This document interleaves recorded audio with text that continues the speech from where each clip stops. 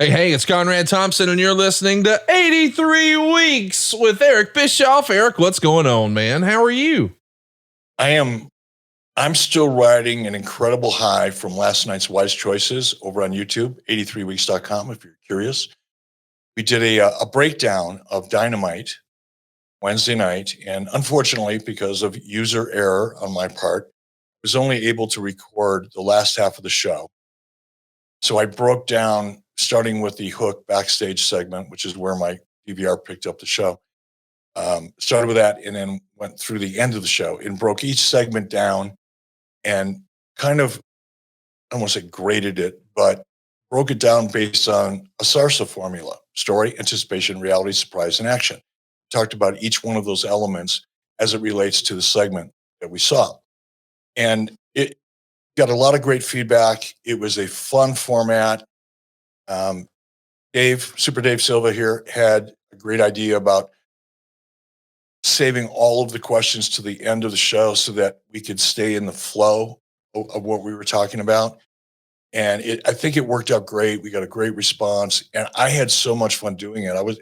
I thought maybe I can get an hour out of it because I only had, half the show to talk about, but we ended up going an hour and 40 minutes, and it was the most fun hour and 40 minutes I've done by myself.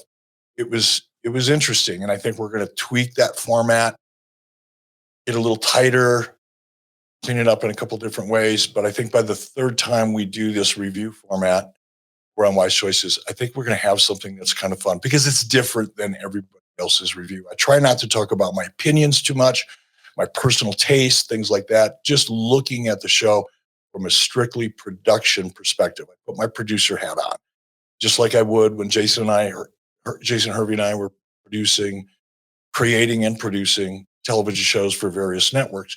That whole noting process, you got 6, 8, 10 executives all giving you notes. And it's a pain in the ass, but it's also very helpful. So that was the approach that I took. And I loved it. So I'm still right. In that, I'm on my 5th day of my 5-day fast and feeling just awesome. Really, really feeling good. So I'm doing great. Sorry, long-winded answer. That's what I'm known for.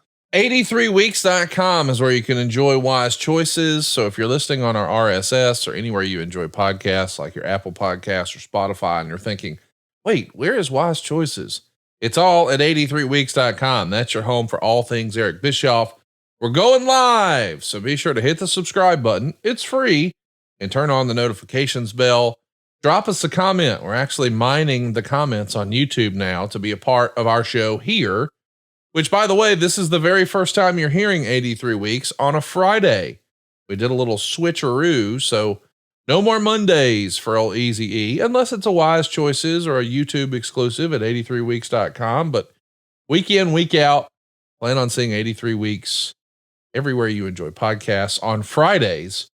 Now, Eric, you have been reviewing and discussing a lot of AEW programming in a period where most people believe, and I think the facts support it, AEW's in a down period right now. And if we're going to, be fair, because this is the criticism that whenever you're critical of AEW, people say, but he killed WCW. Okay. So what we're going to do is we're going to take a look at one of those less than nitros on the 25th anniversary. And we want you to watch along with us. The good, the bad, and the ugly of WCW in 1999. We're going to go to season 5, episode 19. So get your Peacock out, pull up Nitro, season 5, episode 19. That's season 5, episode 19. I'm locked and loaded on my side, Eric. You got it ready on your side? Go. Well, here we go. We'll do a little countdown and we'll go live here watching a very special edition of Monday Nitro for May 17th, 1999, exactly 25 years ago today. I want you to watch along with us on Peacock at season 5, episode 19 in 3, 2, 1, play. So there we see, we've got the new redesigned WCW logo that everybody pretty much universally hates now. I think when I associate the bad years of WCW, I think of that logo. Is that fair, Eric? That was the beginning, right? And yeah. Definitely. That is the point in time when Harvey Schiller came to me and said, Eric, you're doing too much. You need to learn how to delegate. Want to be an executive in turn of broadcasting, you need to learn that skill. And because I wasn't good at it, I felt like I had to approve, being involved, all that with every aspect of WCW. And it's not realistic. So I took Harvey's advice. Nick Lambros, who was really, I think he was an executive vice president at the time. He was really my right-hand man in many respects. He was the attorney for WCW, but he was also involved in a lot of other aspects, including marketing. Nick Lambros oversaw marketing, and he hired a guy by the name of Jay Hessman. Jay Hessman was hired to take over marketing, WCW. And for some reason, I guess the Brain Trust at that time decided that we needed a new logo.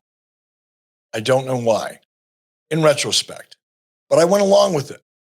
I was a little bit, I had a jail food mentality when it came to all things WCW. And in an effort to kind of learn how to be a better executive, I let that happen. And that was the beginning of a lot of bad things. Not the cause of it. I don't want to suggest that. Kidding. We're knee deep in story here where we see the president of World Championship Wrestling logo on a door, and it's had Roddy Piper. And of course, Little Nate, Charles Robinson, slides in the new nameplate for Ric Flair. We also saw Little Nate jump out of the limo there with Ric Flair, Arn Anderson, Diamond Dallas Page. This is a fun moment for Little Nate.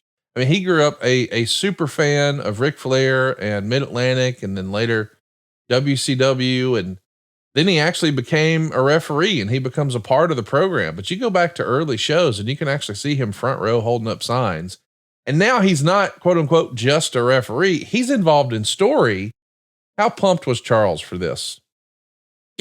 First of all, Charles is such a great person. Yes. He's high energy. He's always positive.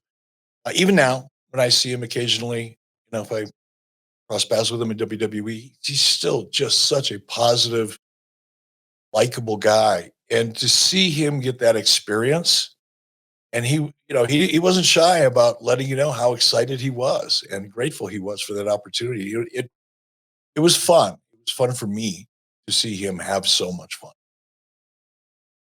We think the world of Charles Robinson, and it's crazy to think, man, he's still doing his thing at a high level, still one of the big time referees with WWE, which means he's going to be going to Saudi Arabia. Can't believe that's real, but King and Queen of the Ring is coming up this next weekend, as well as Double or Nothing. Happy to tell you that 83weeks.com is going to be your home for both of those shows. We're going to be doing a post show, Eric, after the Queen and King of the Ring in Saudi Arabia at 83weeks.com. And the very next day, or maybe it's the same day, it's a double header. Yeah. We got AEW Double or Nothing as well. So how about that, man? Post show coverage for both pay-per-views. We're going to talk about the good, the bad, and the ugly at 83weeks.com. So as soon as that WWE pay-per-view from Saudi Arabia finishes, hurry on over to 83weeks.com. And when Double or Nothing starts winding down, yes, it will be a late night. Cruise on over to 83weeks.com. And that's what's interesting is we're actually going to be doing our post show during the press conferences for both. So we might get some breaking news to respond to as well. And we want to hear from you. What did you think of the shows? What was the best match? What was the worst match? What were you most surprised about? What were you most disappointed in? Join us live, totally free at 83weeks.com. Take a look at Ric Flair doing his thing with Mean Gene. When you go back and you watch these old Nitros, it's always a highlight to me just to see Rick and Mean Gene together, because you knew they were having a blast in real life. They were having a blast. It's great to see Arn there with Rick as we're watching now, if you're watching along with us. But it is. There's just something magic about Mean Gene, and it takes me back. It's kind of like mental macaroni and cheese. Macaroni and cheese being, kind of a comfort food, something I grew up with.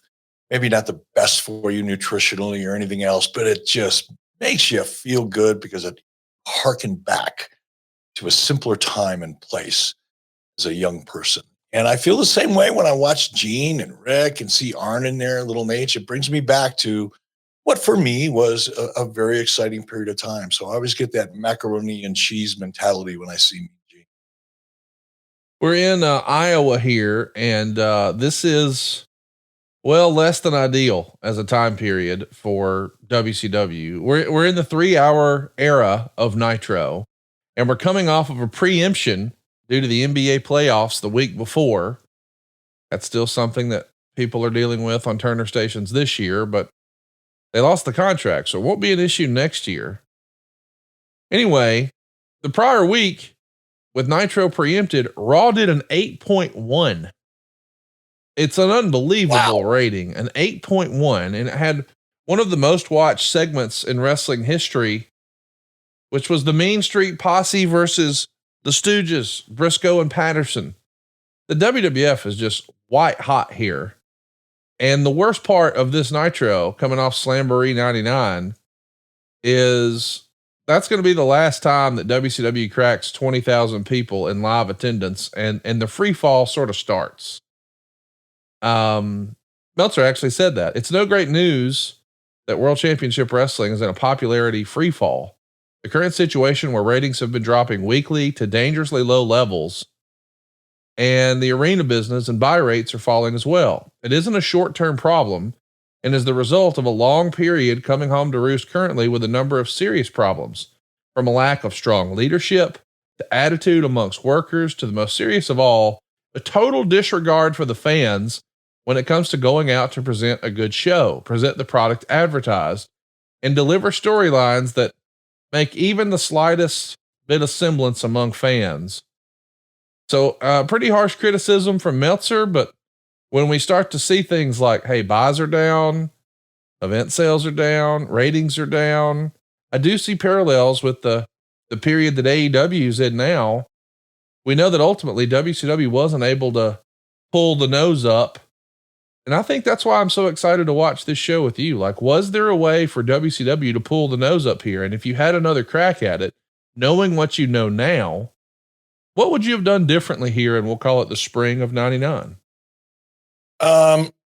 Before I get to that, one of there are a lot of parallels, I think, between what AEW is going through currently and what WCW was going through in 1999. But one of the contrasts, 180 degrees, was the way Dave Meltzer covered it compared to the way he covers AEW. That's fair. When covering AEW, Meltzer has a distinct pattern of making excuses and coming up with theories as to why AEW is in decline. And a lot of it is just funky math. You've heard the phrase, numbers lie and liars use numbers. And I think there's nothing more, there's no better way to discuss Dave Meltzer's current AEW coverage than numbers lie and liars use numbers. But in our case, I'll be honest, given the circumstances, because this is the most important part of this answer. Could I theorize here creatively what we could have done and could we put on top and how could we have booked it differently? Sure, you could talk about that stuff and until you're blue in the face, because there's always fantasy booking applications that you can sit back, 20/20 hindsight, 25 years later, and come up with a lot of great solutions. But none of that would have mattered. I know it's hard for people who subscribe to the dirt sheet universe, those in the internet wrestling community, that the majority of their knowledge or opinions are derived from chat rooms and dirt sheets and bullshit from people that don't have a clue of what they're talking about. And it just gets repeated and repeated and repeated. But the reality is there was evolution at Turner Broadcasting, and not good evolution. We had the Time Warner merger, now we're in the AOL merger. Two massive mergers taking place between three corporate behemoths. And if you think the turmoil that exists today in WWE as a result of the acquisition by Endeavor, TKO. If you think that's crazy, try being in the middle during the .com bubble, by the way. So Right. AOL had a tremendous amount of leverage in this whole process. But imagine being a part of a small division of Turner Broadcasting in the midst of the multiple mergers and acquisitions that were going, and all of the changes that take place downstream as a result of it. That affected every division. It wasn't just me. Take a look at CNN. Look where CNN is today, and look where CNN was pre-merger. So it wasn't just me that was. WCW was, I think it was more dramatically affected, visibly affected, but there was so much going on behind the scenes that made really coming up with a plan, the sound creative resolution to the issues made it very, very difficult. Not impossible. Could I have done a better job? Yes, certainly. But to suggest that, well, if they would have just put the younger guys over and all these dirt sheet Meltzer-esque kind of solutions are just fantasy booking in a different form. It probably wouldn't have mattered. The agenda that was clear as a bell to me at that time was that nobody wanted WCW to succeed, and they were going to do everything they could to make sure that it didn't, in terms of slashing budgets and changing the format of the show and putting different restrictions on us. They didn't want it to succeed. So there's really nothing in reality I could have done differently that would have mattered. I could have done it differently, and it would have been an improvement, but ultimately it wouldn't have mattered. It's just, it's disappointing to think, what could have been, but I'm a little, concerned for AEW. You do see the pattern of what's happening here with WCW in 1999, 25 years ago, this same weekend. And at the same time, we know that Kevin Riley, who first put AEW on the air, is no longer there. And with, Turner losing the NBA, makes me wonder how long Zaslav's going to be there. It's, I don't want to think that maybe, television politics are back at play, but that's just a part of life, is it not? Everything changes. Yes. Nothing remains the same. And sometimes those changes are really beneficial and sometimes they're not. You look at AEW, and again, the NBA is a powerhouse, no doubt, but it's been a powerhouse for a long time. Again, going back to Meltzer's bullshit, constantly using NBA and NHL as the excuse as to why there's this deterioration in AEW. We competed against the NBA and WWE head to head, and still delivered millions and millions and millions of viewers. And before anybody reaches for their Twitter, yeah, but television has changed and not as many people watching television anymore. Okay, that's true. However, if you look at performance based on a percentage basis, not the number as the sole barometer, but if you look at how AEW is doing on a percentage basis compared to what they did before against head-to-head competition with it, the number is crashing. This past Wednesday night, and I didn't know this yesterday when we were covering the show, Dynamite, but they came in at 672,000. That's pretty bad.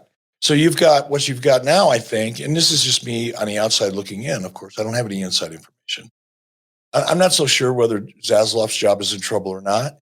And who are you gonna put in there that's going to change anything at this point? TBS, TNT, TBS in particular, is in a tough spot.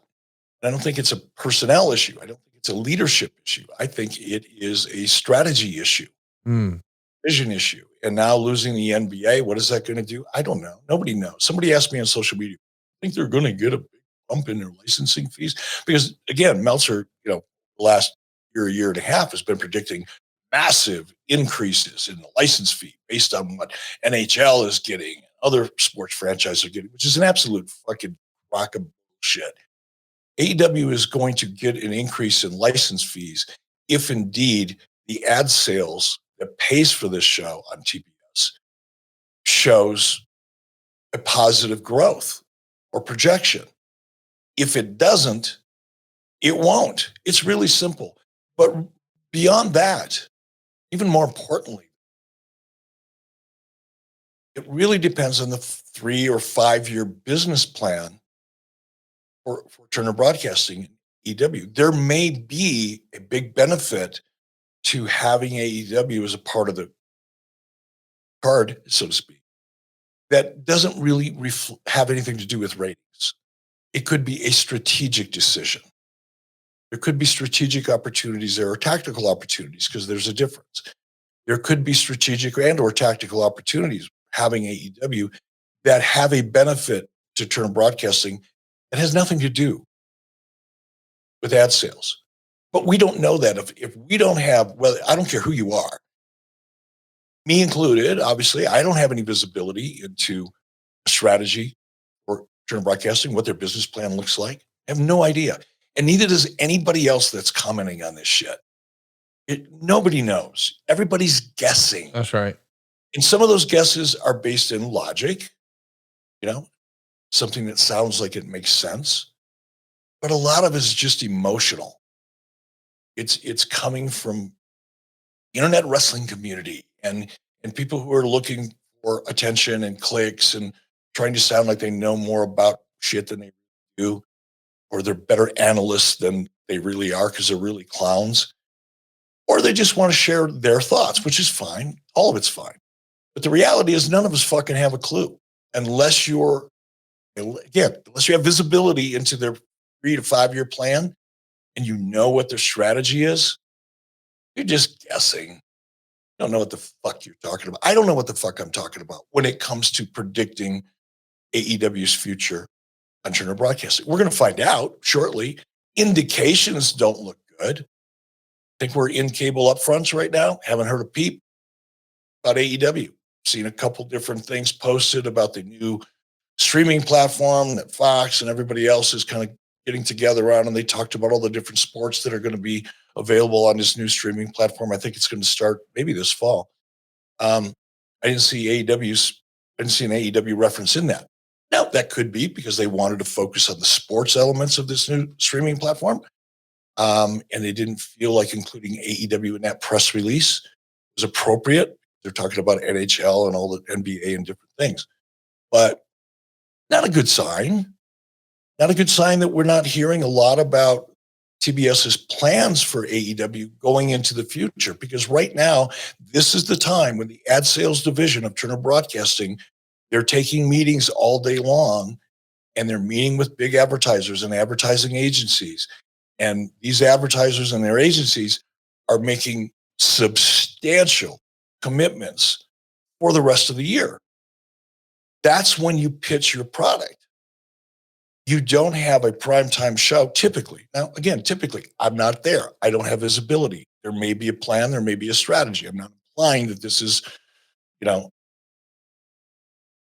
and doom necessarily, but it's an indication. It's odd that TBS isn't out there touting, selling, positioning a primetime show that typically is in the top 3 or 4 shows for the night in prime time. The fact that they're not talking about it, it's curious. At the very least, it's curious. We still have a really long segment here going. It's pretty crazy. Hey, let's take just a minute and pay some bills and tell everybody why we're here. One of the reasons we're here is because of our support from Mando. And man, they're going to be supporting you all day long. Hey there, baseball fans. Do you hate foul balls?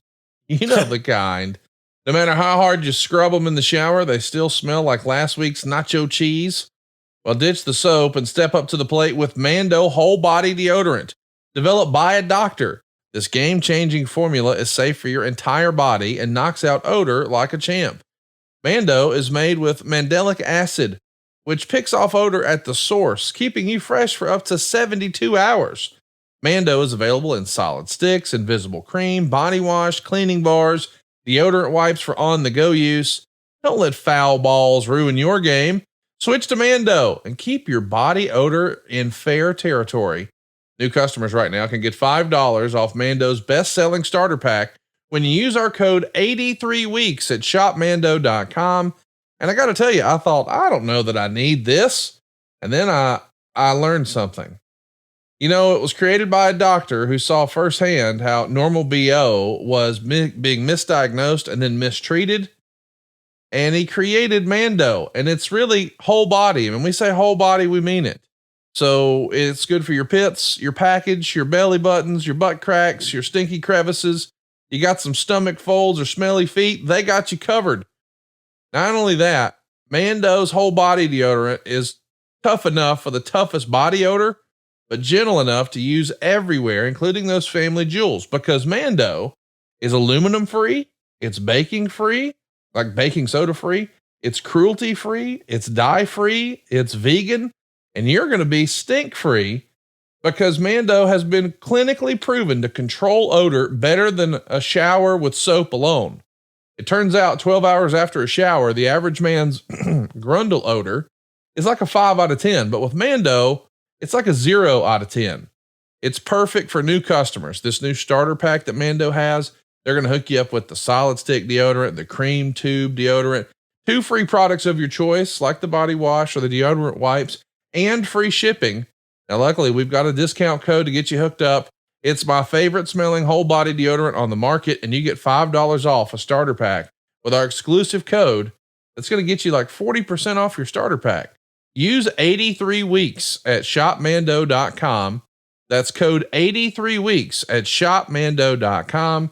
That's shopmando.com. Eric, give me a time code where you're at right now. I am at 22 minutes and 18 seconds. We've just seen you and Roddy Piper enter the building, and now we've got a look here at our 3 announcers, you know, Mike Tenay and Tony Schiavone and Bobby the Brain Heenan. When you think of, you know, classic WCW Nitro announce teams, is there one that stands out above all the others to you? I like what we have here. I love Mike Tenay's touch and perspective. He could bring a perspective and knowledge to the table that Tony and Bobby couldn't, because Mike was kind of like the professor. We just call him Professor Today, man. He studied what was going on in Japan, going on in Mexico, and as we were bringing more and more Japanese and Mexicans into WCW, Mike did a phenomenal job of giving us context in his background, perspective on some of this talent. He just knew more about them than else. Tony did a great job. He was the traffic cop. Yes. He's the one that's keeping the flow going and not getting too much of some information, not enough of others. And he did a phenomenal job. Bobby was Bobby. Nobody better. Great color guy. I love this one, but we've had other ones. I love Larry Zbyszko's. Oh yeah. Well, excellent call there. I kind of forget about Larry, but I'm with you. I think Tenay, Bobby Heenan, and Tony Schiavone, that's probably it for me. But I do think it's interesting that people always talk about JR and the King on the other channel, but nobody talks about this group as being pretty iconic. And they were to me. I mean, I just think the world of Mike Tenay and was so glad that he got to live his super fan dream. And then, I mean, what can you say about Bobby Heenan? One of the best that ever did it. This is a cruiserweight match coming up here. And let's recap some things that Dave was saying about WCW here in May of '99. We all know the problems. We all know how they've started and what they are, and how a company with the highest payroll in the history of wrestling has not one piece of talent that's really over and has the ability to pop a buy rate or draw a competitive rating on their own. The young guys were destroyed first by the problem of jealous, older, and usually less talented, but with far more name value wrestlers wanting to keep their spots. Then the older guys started falling apart due to bad booking and being in the company that was getting the rep among younger fans as the old guys promotion. They were constantly turned, sometimes with absolutely no storyline, to the point nobody cared about any of them. Let's just take a time out there. Man, I do think you can see some parallels with some things that have been happening in AEW. I mean, I know that fans get really upset when you're critical of AEW, because they say, yeah, but WCW failed too, so he can't even speak on it. And I sort of made the comparison a few weeks ago, and I shared the link with you, where I compared it to that great moment in the Steve Martin movie from '92 called Leap of Faith. And he's sort of laying out that, okay, yeah, he did have a checkered past before he became a pastor, but he's sinned and now he doesn't sin. And here's why. And I'm not saying that you're sort of trying to absolve yourself of your WCW sins, but I do think you're uniquely qualified to comment on this because you've seen it from the inside, how, man, we've got a lot of momentum. And then, as Arn Anderson might say, it feels like somebody cut your water off.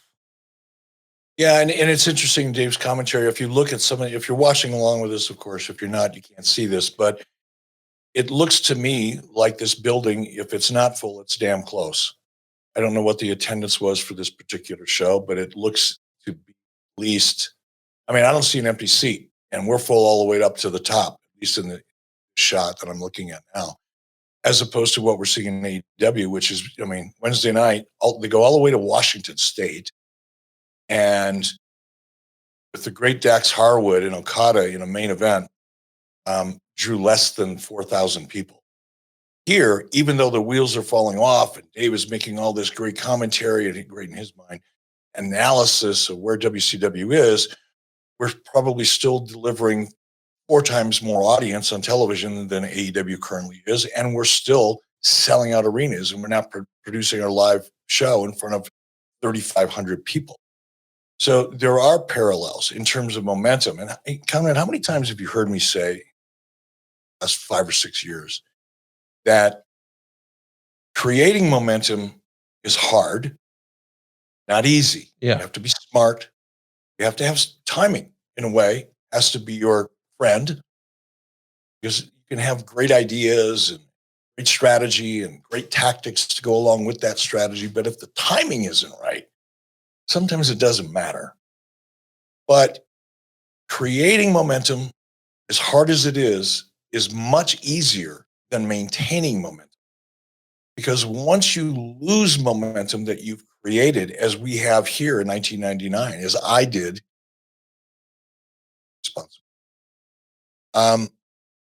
getting it back is 5 times more difficult because the audience has already made up their mind. As Gary Considine, former executive producer at NBC Night Show, very, very knowledgeable guy, still very active in production today, told me once that once the audience picks up their remote and says, not for me, it is so much harder to get them to come back. Yeah. It was to get them in the first place. And I think that's what AEW is experiencing right now. They had great momentum when they launched because the market, the timing aspect of this equation was working in their benefit. WWE had become stale under Vince McMahon. It wasn't growing. There was nothing really new. And I said hundreds of times, said often, before I even went to work there in 2019, that it's like a cookie cutter. Everything that goes into the WWE dough machine and gets turned into a cookie, and all the cookies look the same, taste the same, smell the same, and little different color sprinkles on top or whatever, vanilla chocolate chips instead of chocolate chip, whatever. They, visually there were a little bit of differences, but the formula, the strategy, the vision had become stale. And I spoke about that often. And then AEW came along in 2019, and all of a sudden, oh man, there's this new product. It's an alternative, and people were hungry for an alternative. So in that sense, timing worked for AEW, and it was easy to create a lot of momentum and goodwill. Hungry.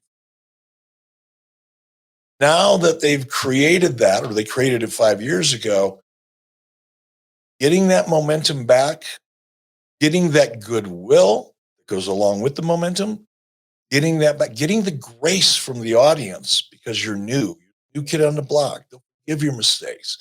They'll look at things a little differently. That's gone.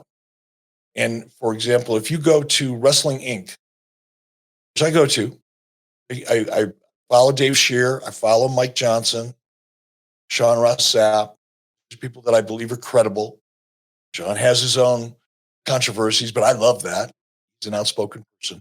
But if you go to Wrestling Inc. and you look at the post, once the ratings came out yesterday, late yesterday for AEW Dynamite, just look at the comments.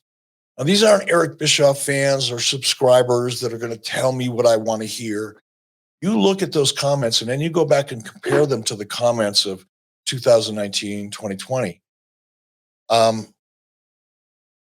Goodwill's gone. So now, like WCW was here in 1999, as we're looking at Ric Flair, the president of WCW at that time, talking to Sergeant Buddy Lee Parker's, if you're watching along with us. AEW is in the same spot. That interview that we saw on this show, long interview, was about me trying to recapture momentum. Yeah, I mean, you basically said there, you were talking about dominating wrestling for 88 weeks, and you were basically admitting that WCW wasn't number one, but they would be again. And Meltzer would say, too bad he didn't tell us how. He thanked Bill Shaw for giving him his break and putting him in power in 92. Anyway, we were 32 minutes into the show before a match hit the ring. Why did you feel the need to do this long interview and sort of fall on your sword, so to speak, that, hey, we've lost some momentum? I mean, you're acknowledging what the entire fan base knows, but it was a little different. I mean, we've seen that work effectively, by the way, in sort of mainstream corporate America. I mean, a handful of years ago, Domino's did a whole rebranding strategy where their advertising campaign basically said, hey, our pizza sucked. It tasted like cardboard, but it's better now. Give it a shot. And it worked. Was that what you were trying to do here in 99, saying, hey, we know it sucked, but we're turning it around? Yeah. And whether it was a good idea or bad idea, I guess, is in the minds of the beholder. But for me, it was exactly that. It was acknowledging, not pretending it didn't exist, not pretending we didn't have problems, not spinning shit, blaming other people and blaming it on the evolution of technology. We weren't doing that. I thought it was appropriate to just say, come out and acknowledge it. I mean, if you want to get people to have faith in you and give you a shot, you have to acknowledge where you're really at and not make excuses for it. Whether it was a good idea or bad idea, that was my approach. We had issues. I wanted to address them in as honest of a way as I could on a professional wrestling show. We've got one heck of a professional wrestler coming to the ring right now, Booker T. He is in his singles era, and boy, he is on his way to becoming a big star, coming down to a hero's welcome here in Cedar Rapids at the base of the ramp, talking to Mean Gene. You mentioned a minute ago, hey, this looks like a full crowd. Well, it was, even though, this is WCW in a free fall, according to Dave Meltzer. It's a sellout here in Cedar Rapids. Now, it's not a huge building. There's 5,676 fans there. 5,496 of them were paying fans. So a little under 200 comps, $109,000 at the gate, but still you had an ass every 18 inches. The optics of that are good. And, I'm curious, we've seen a report that AEW is going to be setting up residency and what essentially is a big soundstage as they get ready for Wembley. I'm sure that as a cost cutting measure, that's going to save them an absolute boatload of cash. But I am curious what you thought of that move, Eric. I mean, I know that TNA relied heavily on doing soundstage business, and then they folded up tent and took it on the road and then came back to that. I mean, it made a lot of sense cost wise. And you actually first started going to Disney MGM. It was one of your first major initiatives when you got power within WCW. What do you make of this news from AEW? Perhaps borrowing a page from yesteryear and going to set up residency. Yeah, I think it's good and bad.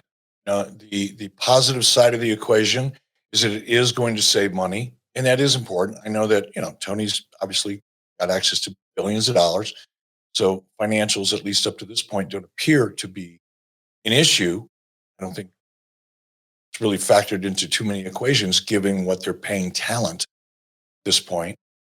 So it is a good move from a cost savings, profitability perspective. Downside, this is what I experienced firsthand of making that move, is that it becomes very stale. Look and feel of the show. Now, I haven't been to this venue, so I could be wrong about this. You're describing it as a type of a soundstage, and I get that. But depending on the size of that soundstage and the way it's built, configured, we'll see what it looks like on camera.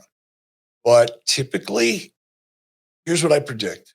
You're going to get a pretty good crowd for your first episode or two.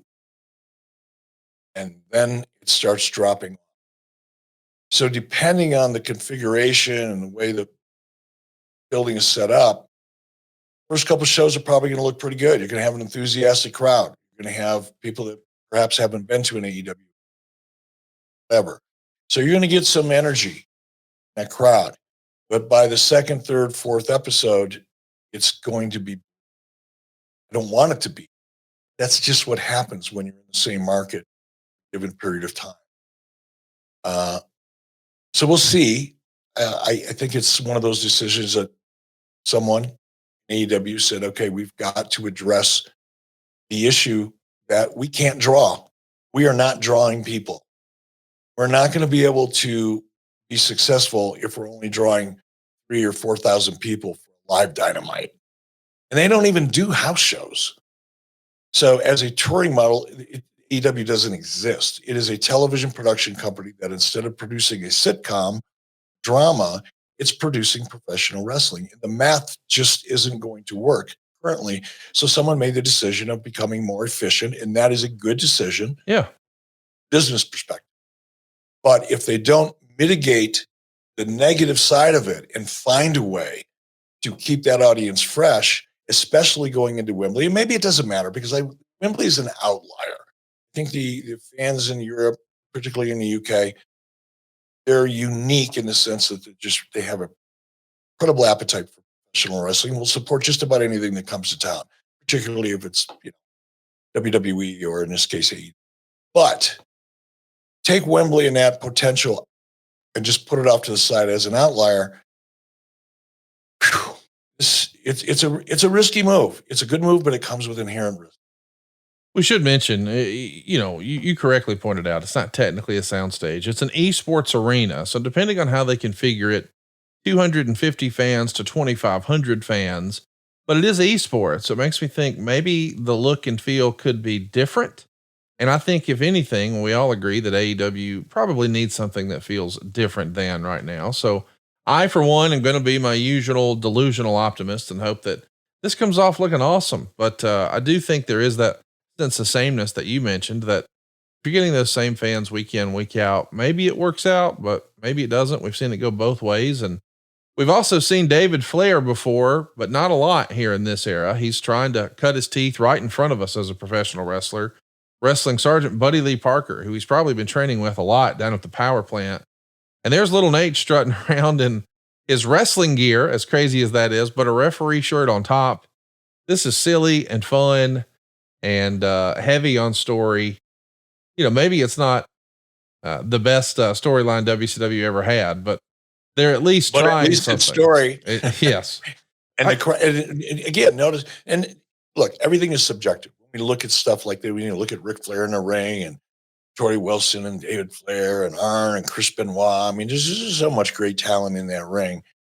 But my opinion is just my opinion. Yours is just yours. Anybody else is just theirs. The only objective perspective that you have on whether or not a story is good or bad is in the crowd reaction and the number of people in the building. We've got a sold out building, over 5,000 people in it.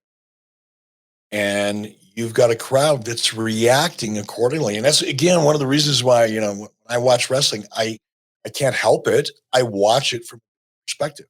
I don't pay as close attention to the technical action in the ring as I do to the reaction in the crowd, because that's the only thing that really matters. Right. At the end of it, it's does the crowd react the way you want them to react? And if they're engaged, buying into the story or the action, you win. If they're sitting on their hands, looking around, you lost. That crowd was reacting very. So the story here, just to catch everybody up, is Ric Flair is now the president of WCW, and he's going to tell Buddy Lee Parker backstage, "Hey, everybody who runs a wrestling company pushes their kid. Ask Vern Gagne or Bill Watts or the Von Erichs." Of course, he doesn't mention Vince McMahon, but he tells Buddy Lee Parker, "Hey, when Arn gives you the signal, you lay down for the figure 4, and I'll make you an executive in the company." So, of course, we have a storyline reason to be throwing David Flair on TV, even though fans know, well, he's new. He's not very good. There's at least a story, maybe not the best story, but there is a story. Speaking of stories, we should at least mention the story that we sort of glossed over. We saw Rey Mysterio Jr. wrestling Evan Courageous earlier, and he quickly got the win in just after 2 minutes. They were supposed to go 9 minutes, but after about 90 seconds, the guys get word, "Hey, it's time to go home." And allegedly, Ray was not thrilled about this backstage, but even Dave would say Courageous has a good look, but man, he's really bad. Mysterio Jr. couldn't do a thing with him in the ring. Why, do you recall how often matches would be cut short while they were in the ring? Cause that feels like a stressful spot to put the talent in. It's a horrible spot to put the talent in. I don't blame Rey Mysterio for being upset. But it happened more often than it should have. And usually, I would say 90% of the time, if not more, it happened because of the timing of the show. You're doing a live show. You've got commercial breaks that are scheduled. You've got to hit your breaks. That is your commitment to the network, because those breaks are the revenue that supports the show. It comes first. It is a priority. And what would happen often, too often, is that talent in the ring would go long. They didn't get their shit in, or they're not paying close enough attention. Now, you've got a 3-hour show. I don't even know how many segments that was or matches are on a 3-hour show. I'm going to take a wild ass guess and say, I don't know, 15 to guess on this show. Well, if 4 or 5 of those matches go 2 minutes long, 4 minutes long, sometimes they went way more than that. You got guys in a truck scrambling to retime the show in order to hit your commercial breaks, because you don't have an editing opportunity. You're live, and you have to hit those ad breaks. So as you're retiming the show in the truck, and everybody, the director's doing, it's all hands on deck when you have to retime a live show in the middle of it. Ultimately, you talk to the ref, ring, and say, okay, these guys had 8 minutes. They need to go home in 4 or 5, because you need to get that time back. And that often screwed up the flow of a match, everything that had been laid out prior to, some of the creative. And some guys were good at reacting to, an audible that was being called, like cutting a match short. Some weren't, depending on their level of experience and confidence. So it was an issue, and it happened often. What a segment we've got here. It's a big segment. We've got the, one of the biggest stars in the history of wrestling coming to the ring here. The Macho Man, Randy Savage, big as a house. I mean, he's more jacked than he ever was right there. And he's got a gaggle of ladies with him. There's Medusa with the old +2s. We got Gorgeous George and Miss Madness, who we know is going to go on to become Molly Holly. Why did you like the presentation of Randy Savage, the ladies' man, with 3 ladies in a stable here for him? I was kind of ambivalent about it. I wasn't excited about it. For me personally, it wasn't consistent with Randy's character. I know, of course, Randy had Liz, and that was a big part of his presentation for a time, but this felt like, I don't know, it just didn't feel authentic to Randy's character. It wasn't bad. It was something Randy felt strongly about. And I was aware enough at the time to understand that just because I liked something, or in this case, disliked something, doesn't mean I was right. And I would allow sometimes other opinions, whether it was from the talent or other producers or people on the staff. I would hear them out. If it sounded like, well, maybe they're right and I'm wrong, give it a shot. And that's kind of what this was. I don't think any of the ladies in the ring, yes, Medusa could work a little bit, Which, in all fairness, she's in there wrestling with, little Nate, and he's greener than goose shit. And to be honest, Medusa wasn't nearly as technically gifted as she likes to remember she was. Oh, it was just awkward. It was okay. But I really didn't like it. Let's also mention this is the segment that is the first segment that's really head to head with Raw. As a reminder, the prior week, Nitro was preempted, so Raw was unopposed. This is the 3-hour era of Nitro. So the first hour of Nitro was unopposed.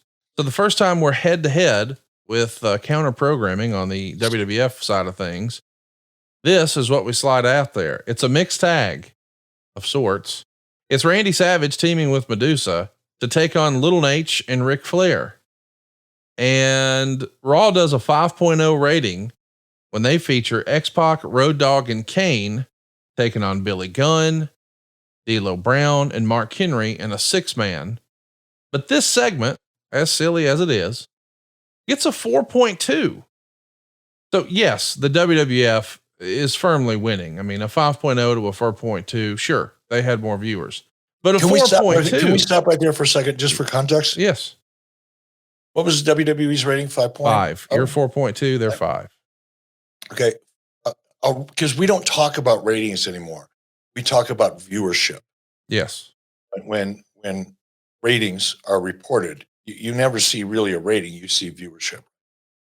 But at this point in time, and I could be wrong about this. Okay. So if you're out there listening and you can correct me, feel free to do so.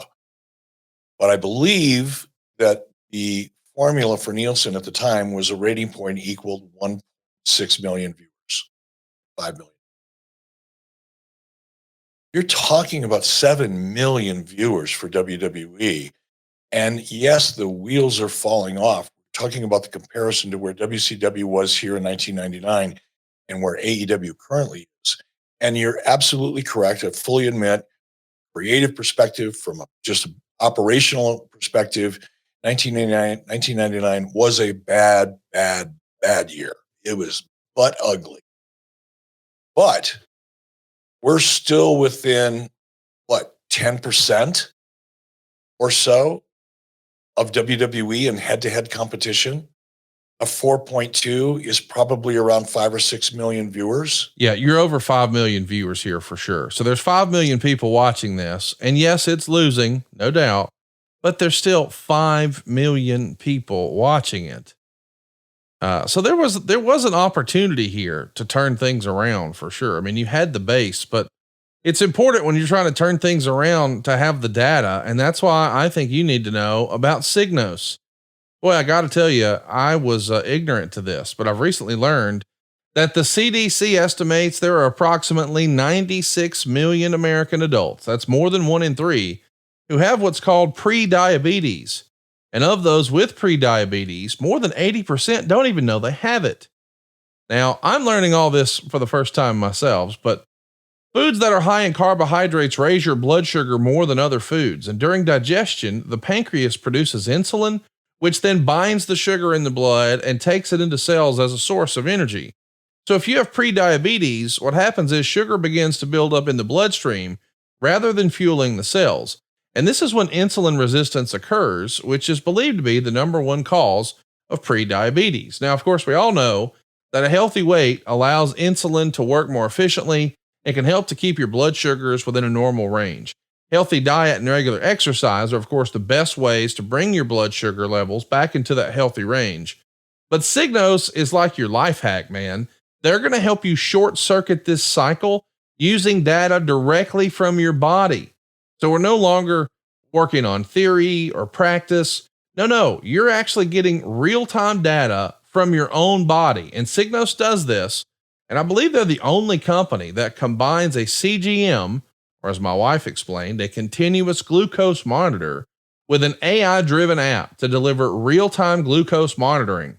So with Signos, you'll literally see and get the data immediately to see which foods cause your blood sugar to spike above a reasonable level. And you'll even get a real-time alert to do a bit of exercise to bring them back down. Now, to be clear, it's not like you're going to be at your desk and they're going to say, time to run a marathon.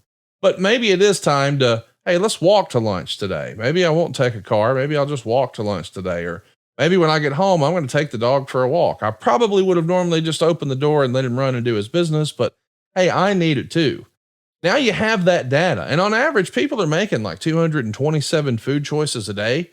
But with Signos, you'll learn the difference between stress eating and physical hunger. You'll be able to better manage your energy throughout the day. And more importantly, you're going to sleep better at night. But you're finally going to be able to meet your weight loss and health goals. And it's all because you have data that's really unique to you. I have tried this. I've learned a lot. I think you should try it too.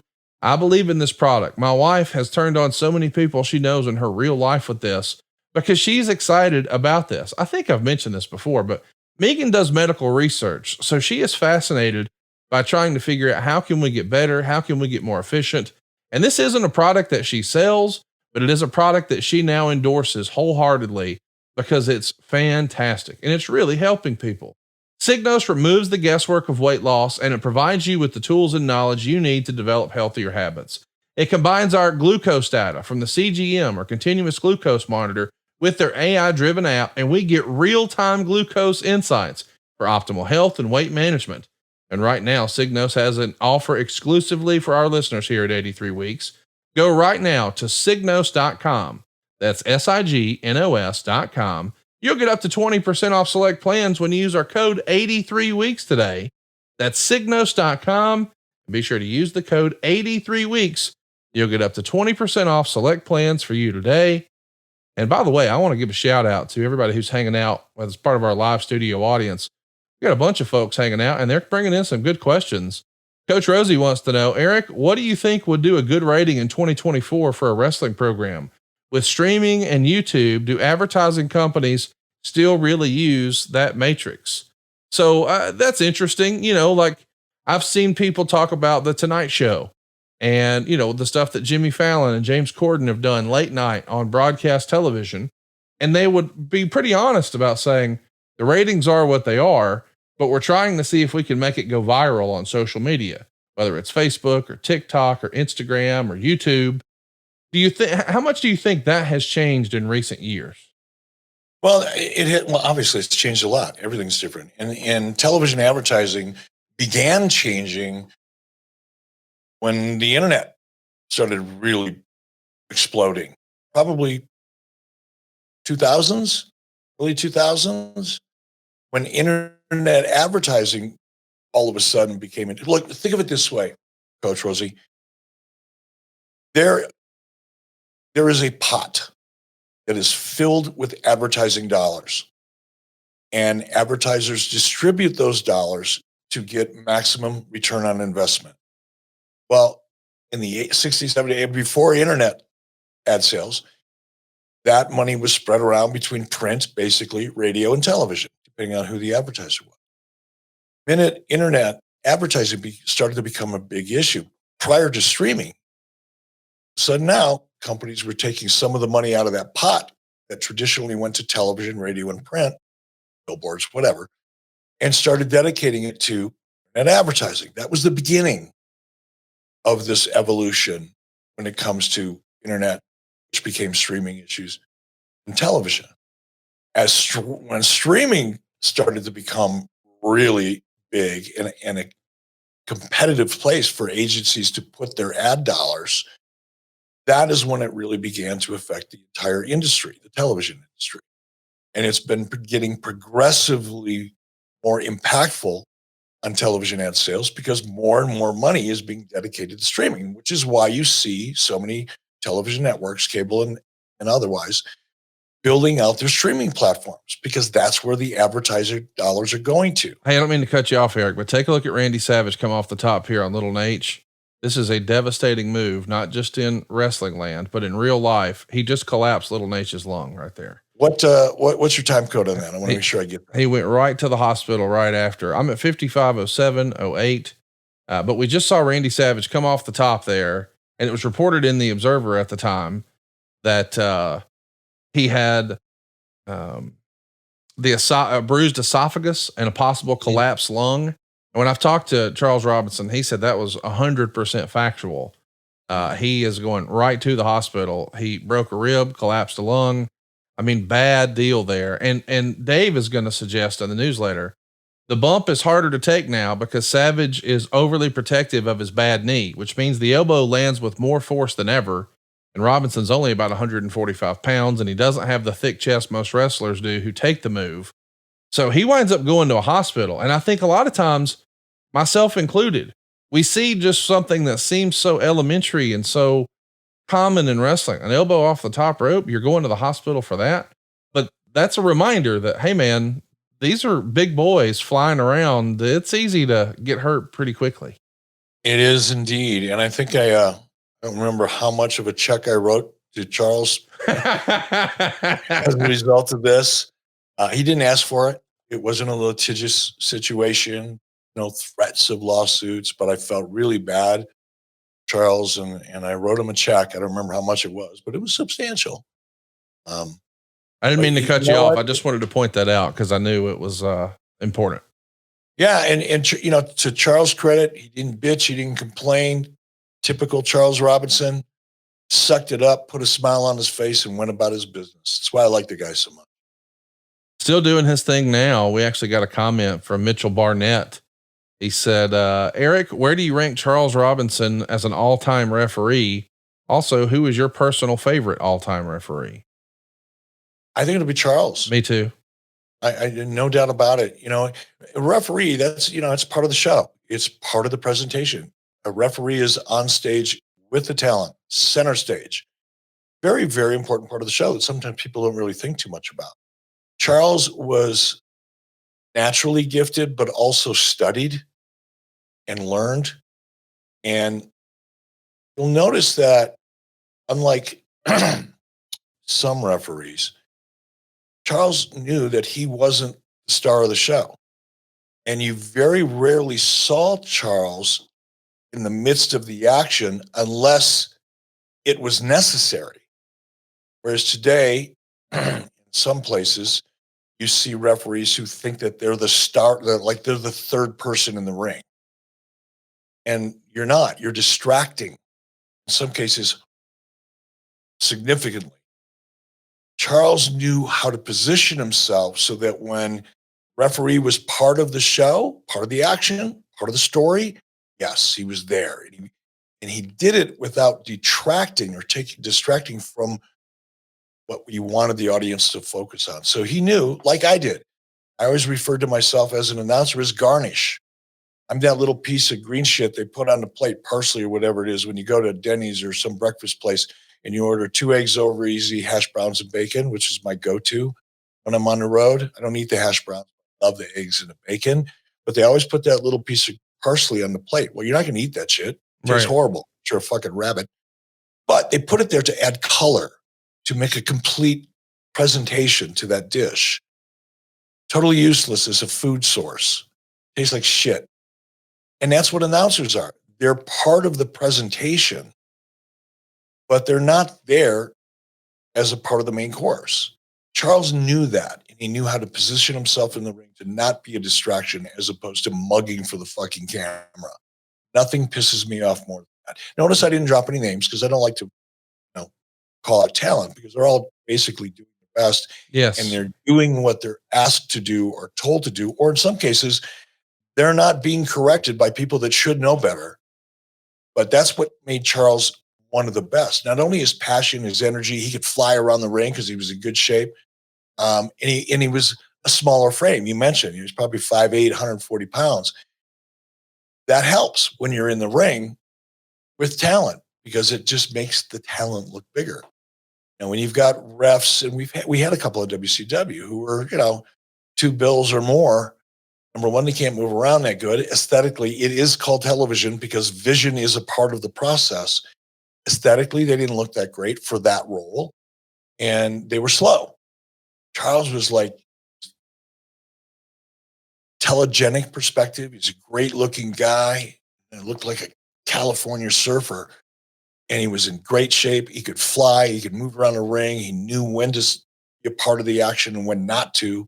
Kept himself positioned properly. So if you're a referee out there in any organization, especially on the independent scene, Go back and study Charles Robinson as a referee and watch how he positions himself in the ring. Because he added to the story, he didn't distract from it. And that's kind of an important referee to understand. Piper's out here dying a royal death here, according to Dave Meltzer. This promo is pretty bad. Meltzer would say he was given a comedy routine to read 10 reasons Flair shouldn't be president. It wasn't funny, and he knew it, and it never ended. Being wrestling fans, the only line that got over was Flair thinking Y2K had something to do with KY jelly. Still, I mean, listen, we both know how great and fun and random and off the wall Piper can be. But sometimes when you're not scripted, it doesn't go all that well. And this is probably one of those times. Besides the Warrior rambling mess on Nitro, which we've covered before, is there a moment you remember it being live television like this, a Nitro or a Thunder or what have you? You're in the back, a guy's trying his best to do a promo, and it's just painful, and you wish you could pull the plug, but you just can't. I'm sure it happened. Nothing stands out in my mind. Nothing. I mean, obviously the Warrior does. I almost referenced it a few moments ago, but yeah, the Warrior one does. And look, we've all done. Anybody that's been in the ring for any amount of time that's done in-ring promos, we've all had some that you could just feel were going to work and you were getting over, and the crowd was reacting. You had the crowd in the palm of your hand. And we've also done ones that we went, ew, could we just pretend that didn't happen? It happened. It's live TV. And I think in Roddy's case, one of the things that made Roddy such an interesting person is that he would have these moments of just excessive. It wasn't part of a plan, wasn't rehearsed. He would improv, and it was almost like the Scott Steiner math equation. Yeah. Sometimes things just hit, and they're improv. And the great news is about that is when it's good, it's generally really, really good. When it's not, it's really not. And this just happened to be one of those nights for Roddy. He had an idea what he wanted to do. He thought it would work. And when it didn't, probably much like a stand-up comedy guy or a stand-up comic, sometimes you go out there and everything feels like it should work. And when it doesn't, it's painful. And this was just one of those times. Meltzer is writing about the creative in this era, and he says that, clearly WCW needs to make some changes.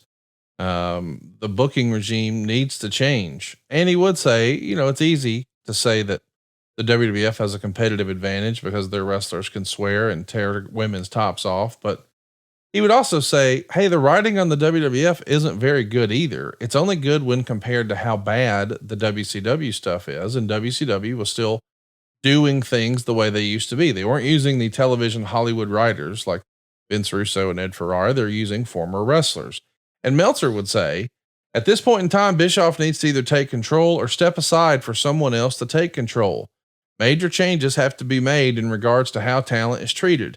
I'm not advocating Bill Watts' insanity because that doesn't work, but I see a WWF where there are very few no-shows, usually from fairly serious injuries, and it works in 1999. An entirely new system needs to be put in place, whether it's to give the aura of authenticity, which may be an outdated idea, or to hire creative scriptwriters to work alongside a very intelligent retired wrestler and make the point that everyone over 40 has to understand that their day in the sun is waning, and the only way to keep the spotlight is to effectively use their stardom to create a younger star. So let's time out right there. I mean, he's clearly saying we got to do something different. And he's almost implying, without saying it, perhaps one of the albatrosses that WCW has at this point are these quote unquote guaranteed money contracts where talent knows I'm getting paid either way. So if my ankle hurts, I'll just sit home and get paid.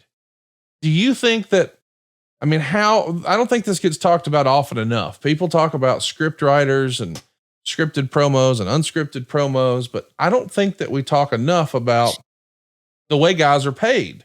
Because when you were paid on the house, if business is good, everyone does good. If business is down, everyone doesn't do as well. But now that's not the case anymore. Like it's almost like a scene out of Goodfellas.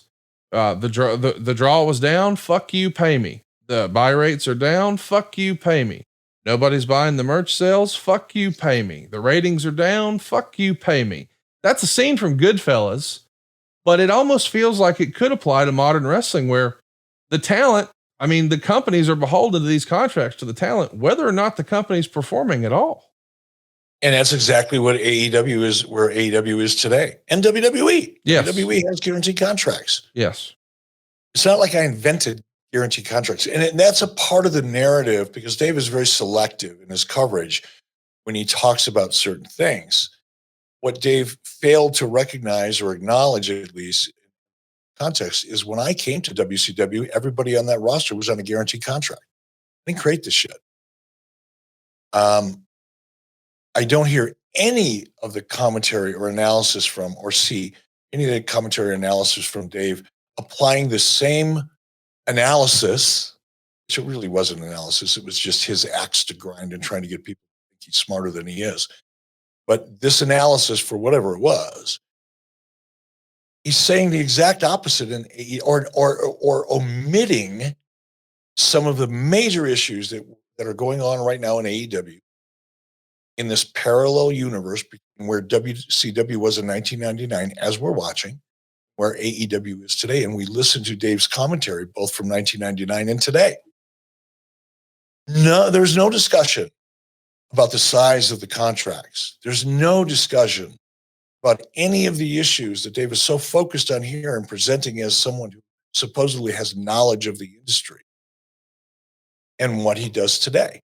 So his coverage and my response to his coverage acknowledges that Dave is full of shit, doesn't know anything about what he's talking about, but puts it into his dirt sheet, or now today his other commentary, in a way that isn't accurate, doesn't really apply to the industry, and in AEW's case is really making excuses and covering his ass. And I'm pretty confident I know why.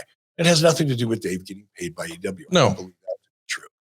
But I do believe that Dave was so invested in tearing WCW down because he had a personal issue with me, quite frankly, did from the very beginning, because I was an outsider.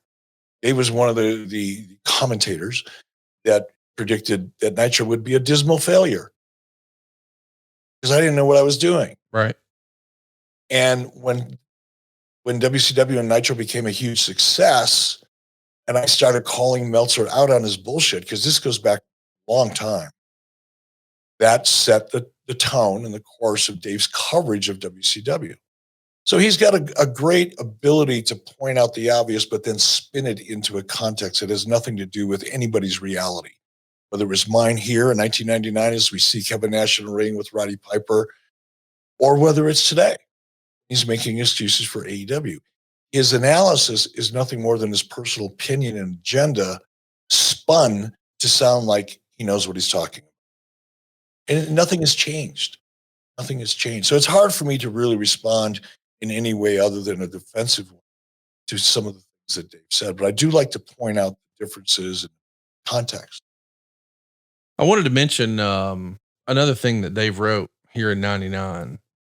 1 year ago, WCW was outdrawing the WWF in a lot of markets. Now you'd be hard pressed to find one market that WCW could even head up, stay even in. And it wasn't that long ago we were seeing in certain markets, hey, AEW outdrew WWE when they were here last, or what have you. Boy, that feels like a long time ago now at this point.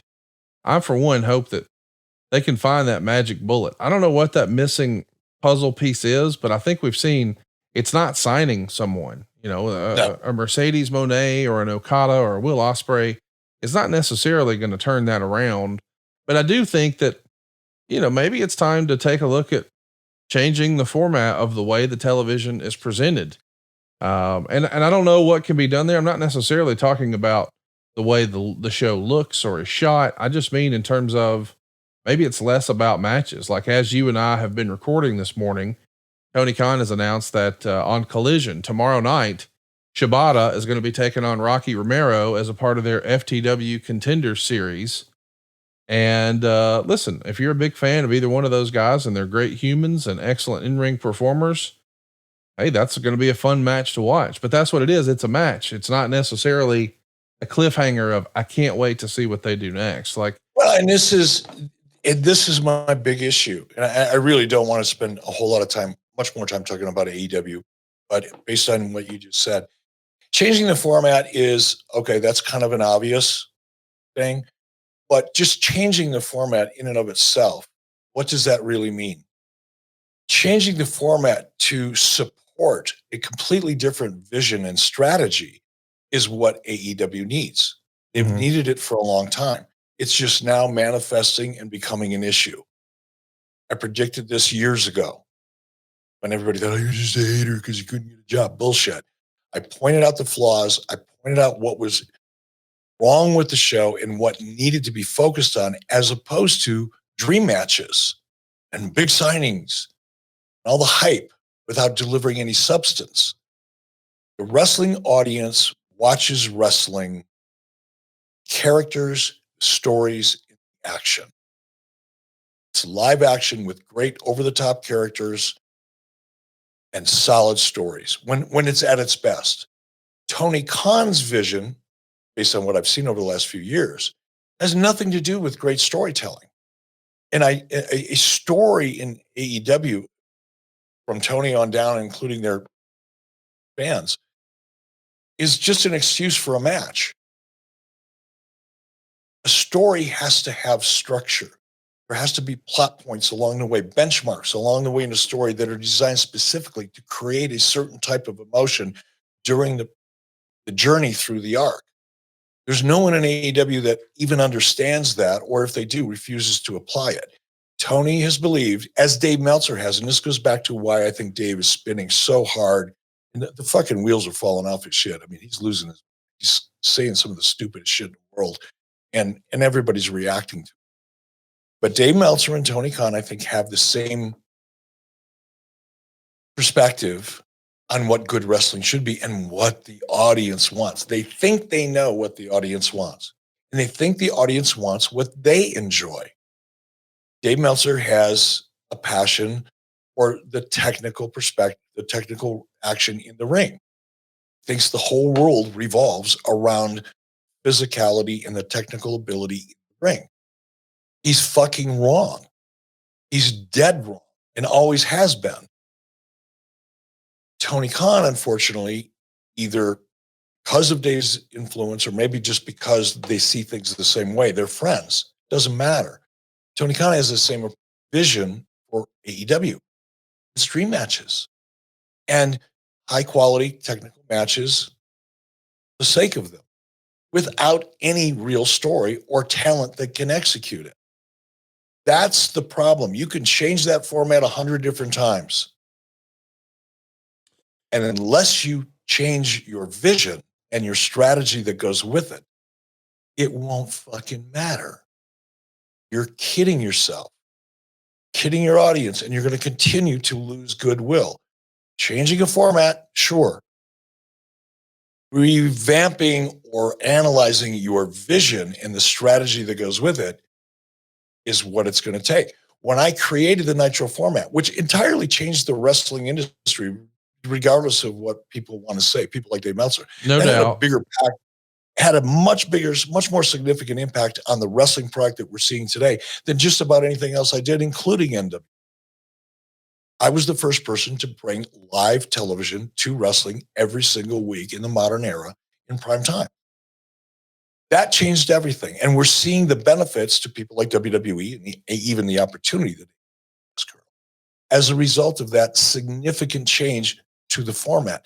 But along with the format change came a creative strategy, more, not exclusively more, but more reality-based content, more focus on a new presentation in the form of the cruiserweight division, bringing in all the luchadors and all the people that I brought in from Japan, bringing a more international feel to the format. So yes, change the format, but change the strategy along with the format. Because doing just one or even just the other isn't necessarily the solution. Maybe the solution is to change the format of your dong hair. Hey there, beach babes. Are you ready to soak up those summer vibes and unveil your ultimate beach bod?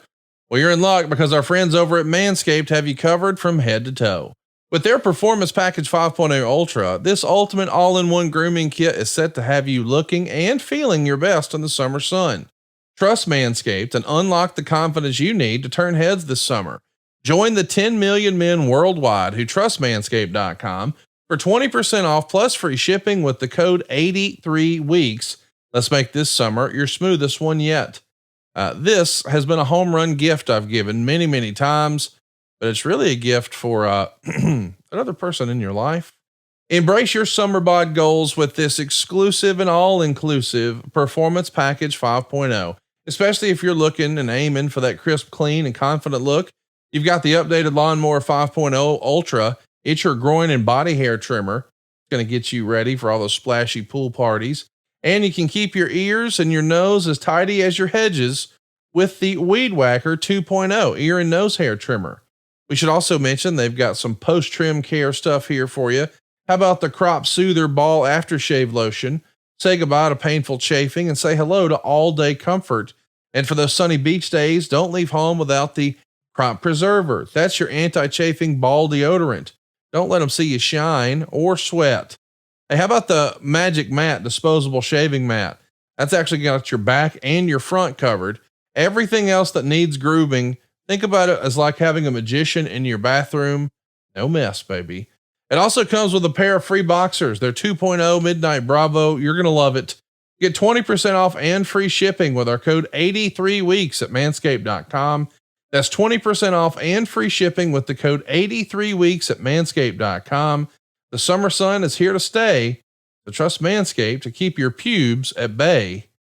Yeah, make that shillelagh look nice as we see Hack taking on Fit Finley here. We actually got a question. I want to talk about Fit Finley a little bit. I'm pretty good friends with Steve Regal, and I had a conversation with Steve a while back. In fact, I think it was when I was with you in Dallas. Yeah. For an event we did, and Steve actually stayed in the Airbnb that we all shared. And one morning I got up while we were there and just started talking, just casual conversation with Steve. It was just Steve and I sitting outside having coffee early in the morning. And Steve started telling me about his background, how he got into the wrestling business, and just amazing stories. And I can't wait to talk about Steve Regal and his time in WCW, and hopefully soon. Yeah, let's do it next week. We want to hear your questions. So drop them on our YouTube right here below this video. If you got questions about Mr. Regal, we'll hit them next week here on the show. But some of the stories I heard about Fit Finley, the people that really influenced Steve's early professional wrestling career, kind of guided him through the process around the world long before he ever came to the United States. Such a fascinating conversation with one of all the people I've worked with. There's, if any, nobody I respect more than Steve Regal in terms of his integrity, his professionalism, his view of the product and what the product needs to be in order to be. He's such an amazing asset. But the stories that he told me about Fit and some of the things they went through were fascinating. And I bring this up, and I feel so passionate about it because one of the things that I've realized over the last couple of years of doing this podcast with you, really, is I didn't really appreciate or have the opportunity to appreciate and get to know somebody as amazing as Fit Finley. I mean, he's such a classy guy, and he's so good, but he never really got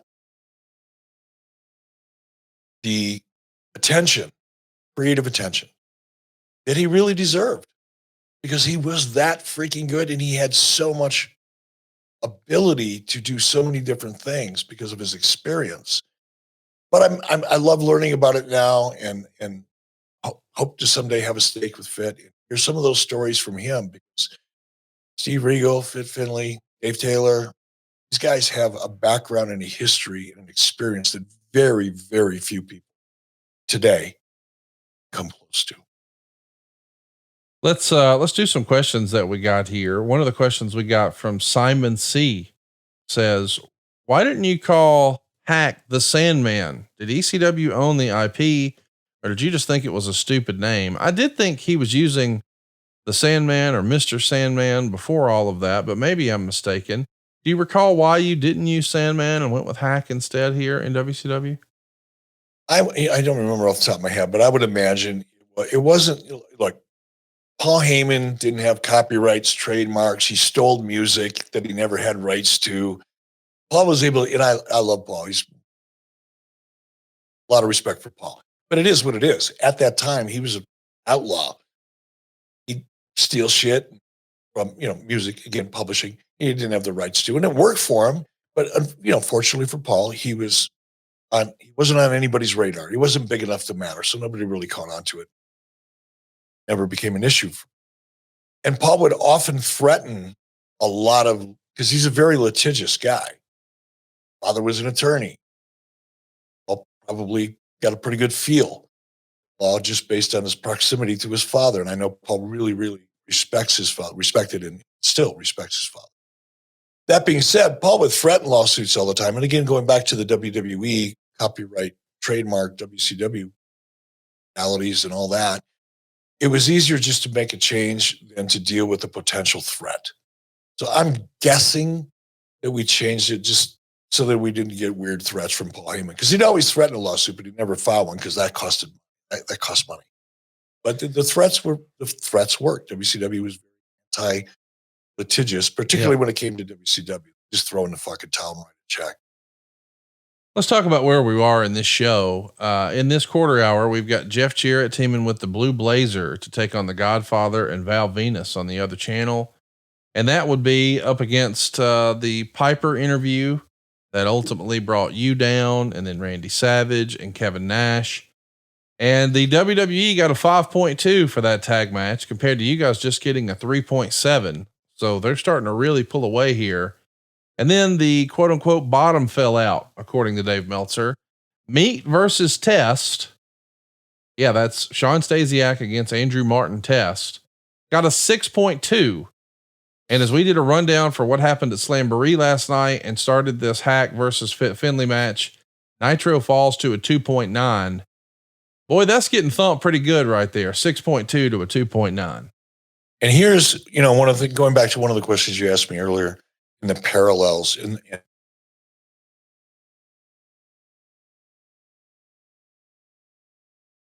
we're having some technical difficulties there with Eric Bischoff. His internet's frozen, but we're still hanging out with you here watching an episode of Nitro from 25 years ago. Eric, you back with us now?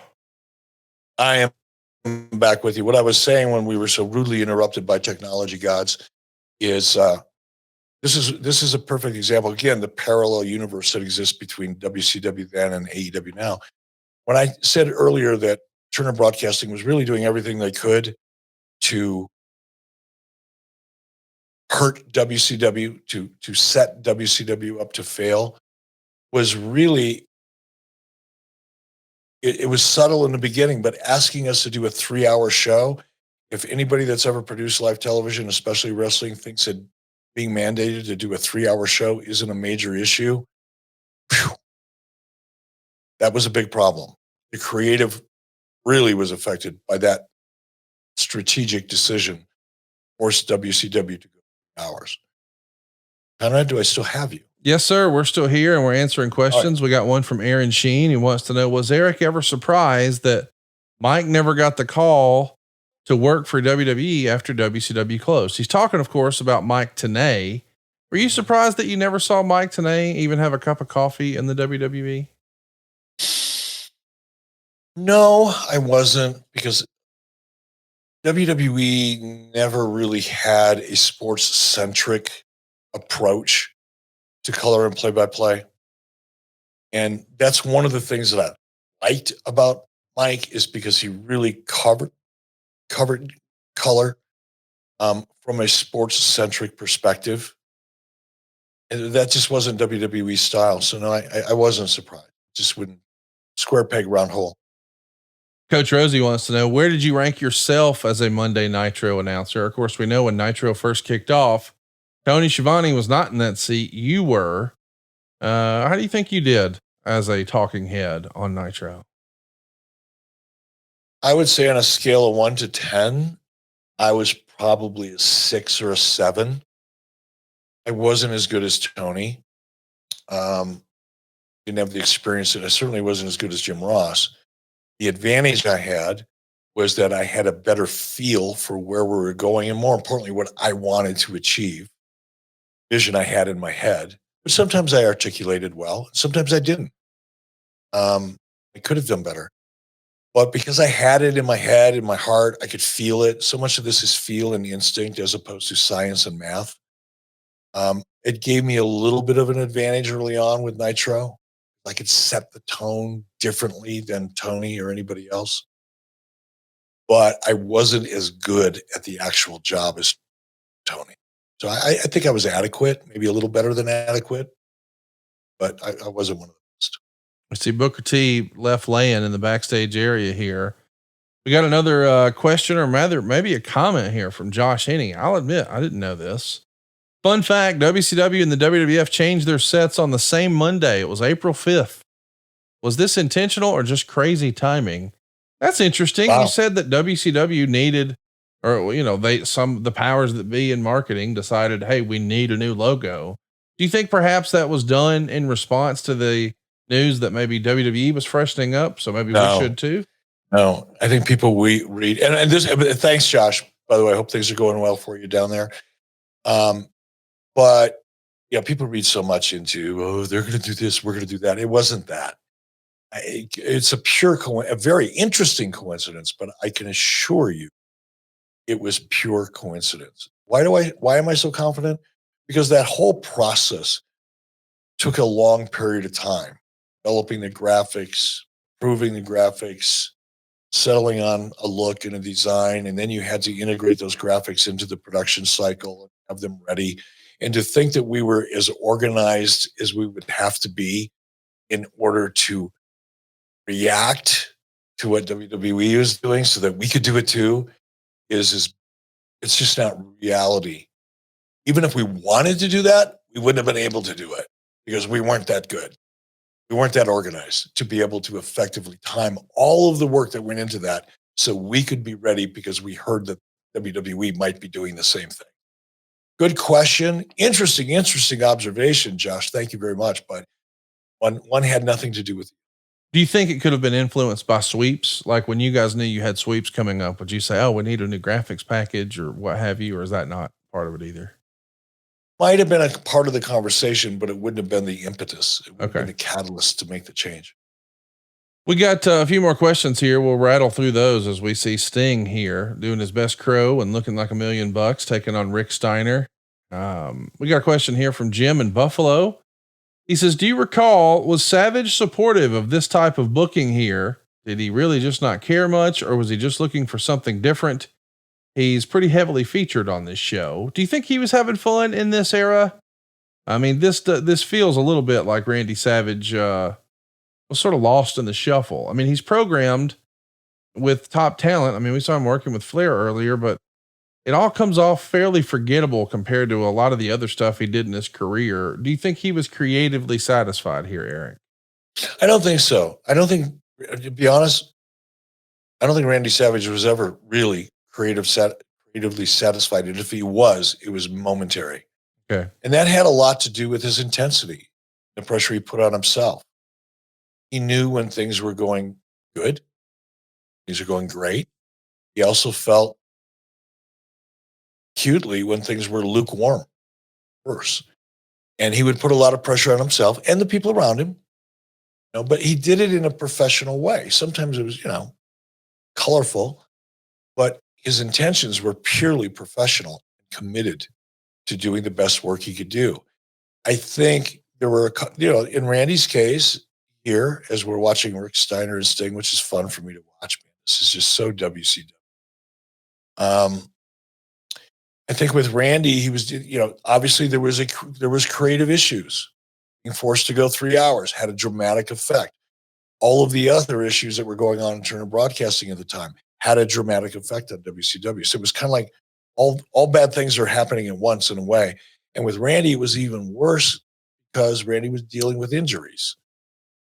It was really, I think Randy was feeling the decades that he had spent in the ring at that point in time. He was getting older and he knew it.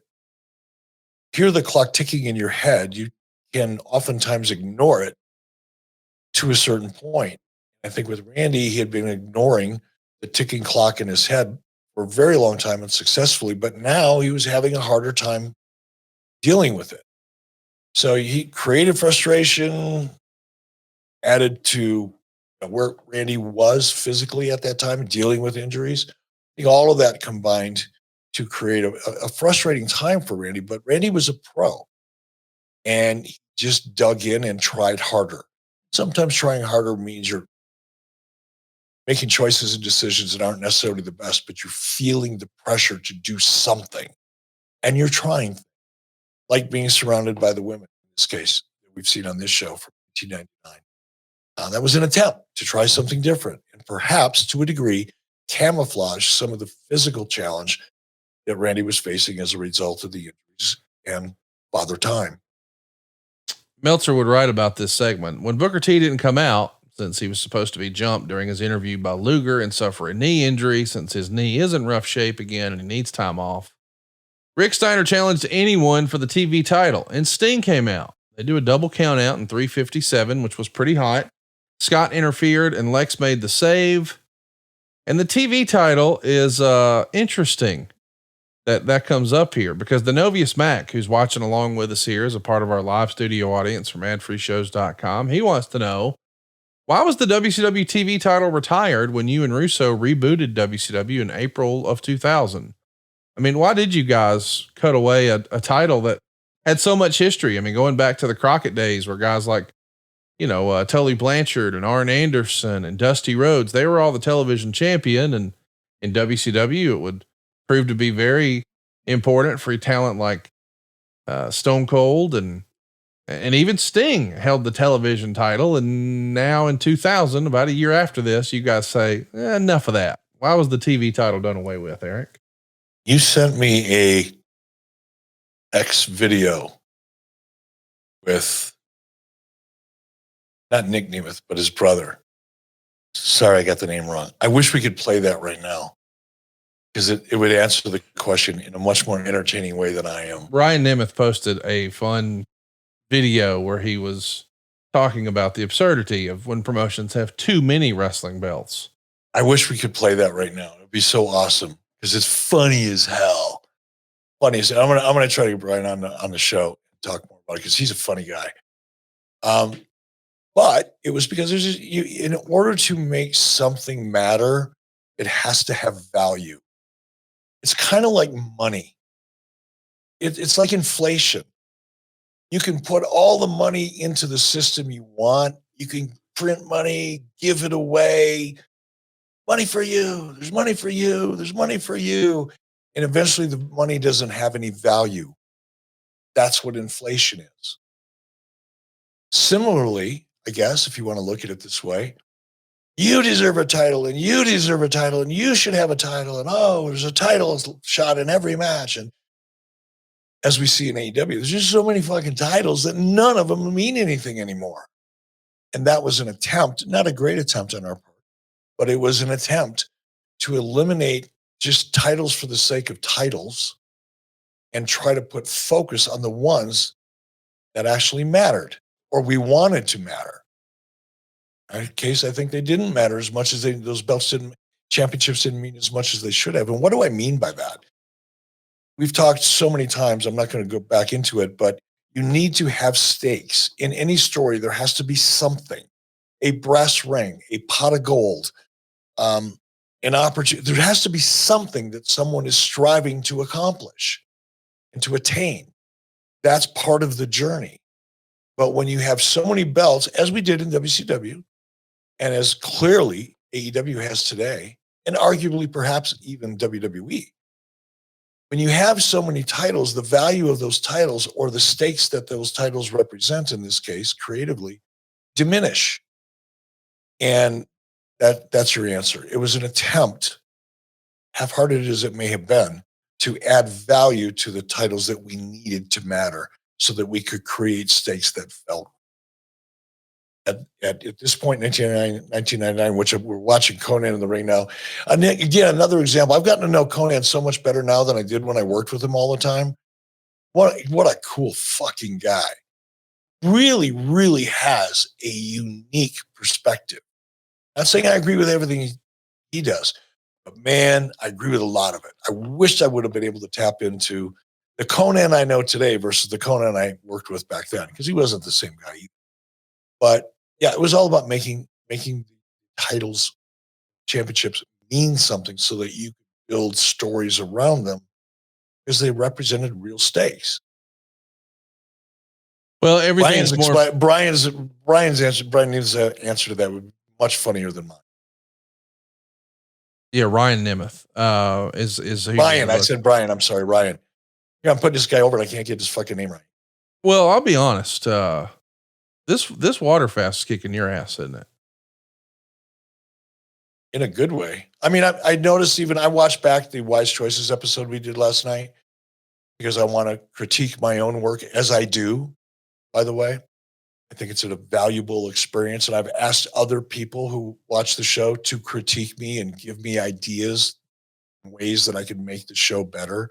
A firm believer in critiquing your own product and being honest about it. But I did notice that yesterday in the show, I got names kind of interchanged. I was referring to WWE and calling them AEW a couple of times. I don't know if that's a water fast or just the fact that sometimes I talk too fast. My mouth is moving faster than my brain. I'm going to work on that. I'm going to try to improve. But for the most part, this water fast, I fucking love it. I'm going to do another one in about 60 to 90 days. This is my third one since November. And every time I do it, I feel more strongly about it. I feel like you're more calm.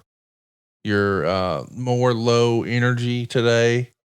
Are you changing I guess there's no caffeine, right? Oh no, caffeine is part of it. I can drink caffeine. Coffee and tea is part of it.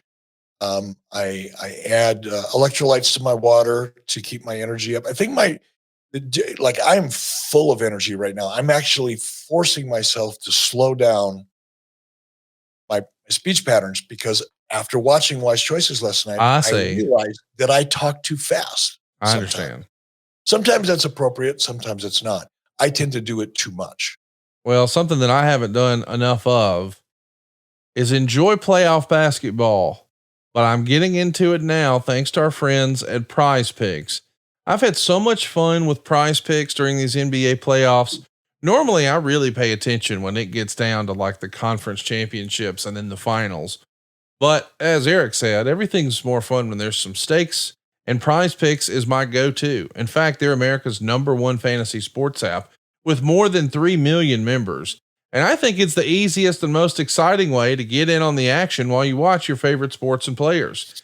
You just pick more or less on 2 or more player stats and watch the winnings roll in. Now we know that we're knee deep in the NBA right now.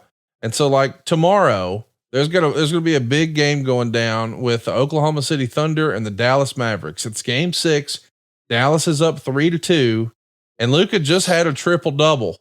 And you could go ahead and say, you know what? I think Luka is going to get more than this many rebounds, more than this many points, or less than this many rebounds, less than that many points. It really is that simple. PrizePicks is the best way to get in on the action in more than 30 states across the country, including California, Texas, and Georgia.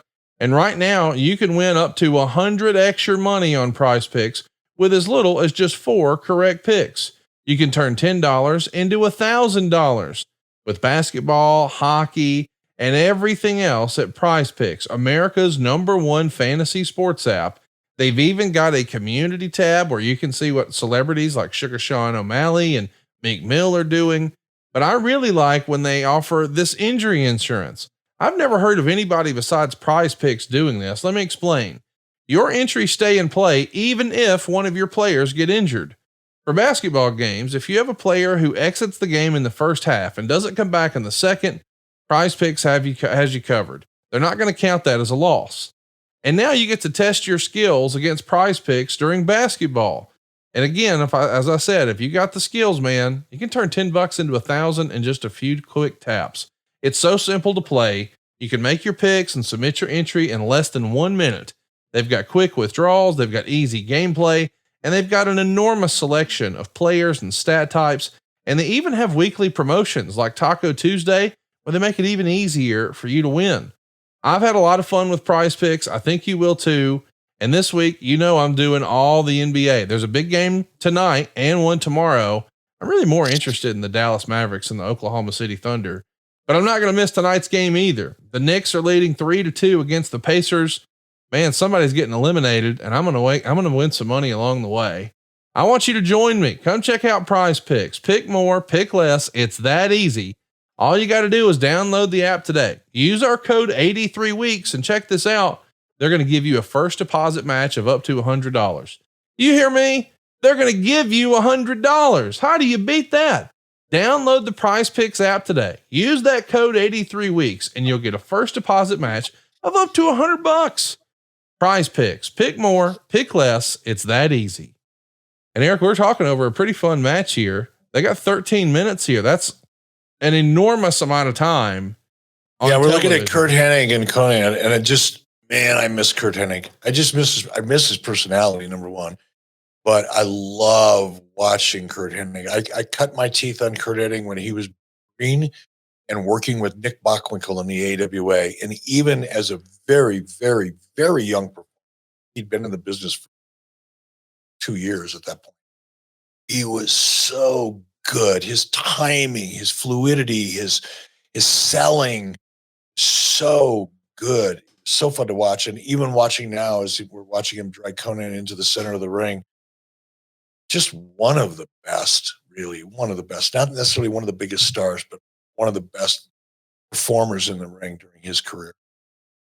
Hey, real quick, I wanted to get a cheap plug in here from my friend Colin over at C4AuthenticBelts.com. We just got that great question from Denovius Mac about the television title and why WCW did away with it. Well, I think everybody listening to this knows that I own the big gold, like the actual one from WCW and the one that Rick took to Vince in 91.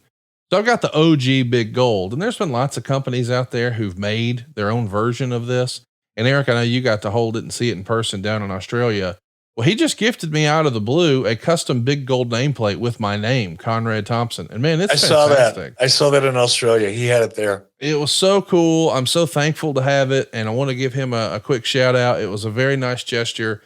If you're looking for the ultimate big gold belt, I've held it in person and it doesn't get any closer to the original than this one.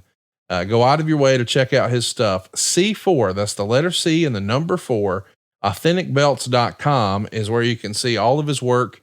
It's made the exact same way the original big gold was. So instead of there being, a cast and all that, this is hand carved, just like the original one, made out of amazing. silver. I've held it. It's just, you hold that belt, you've got something in your hands. It is really the detail. Yes.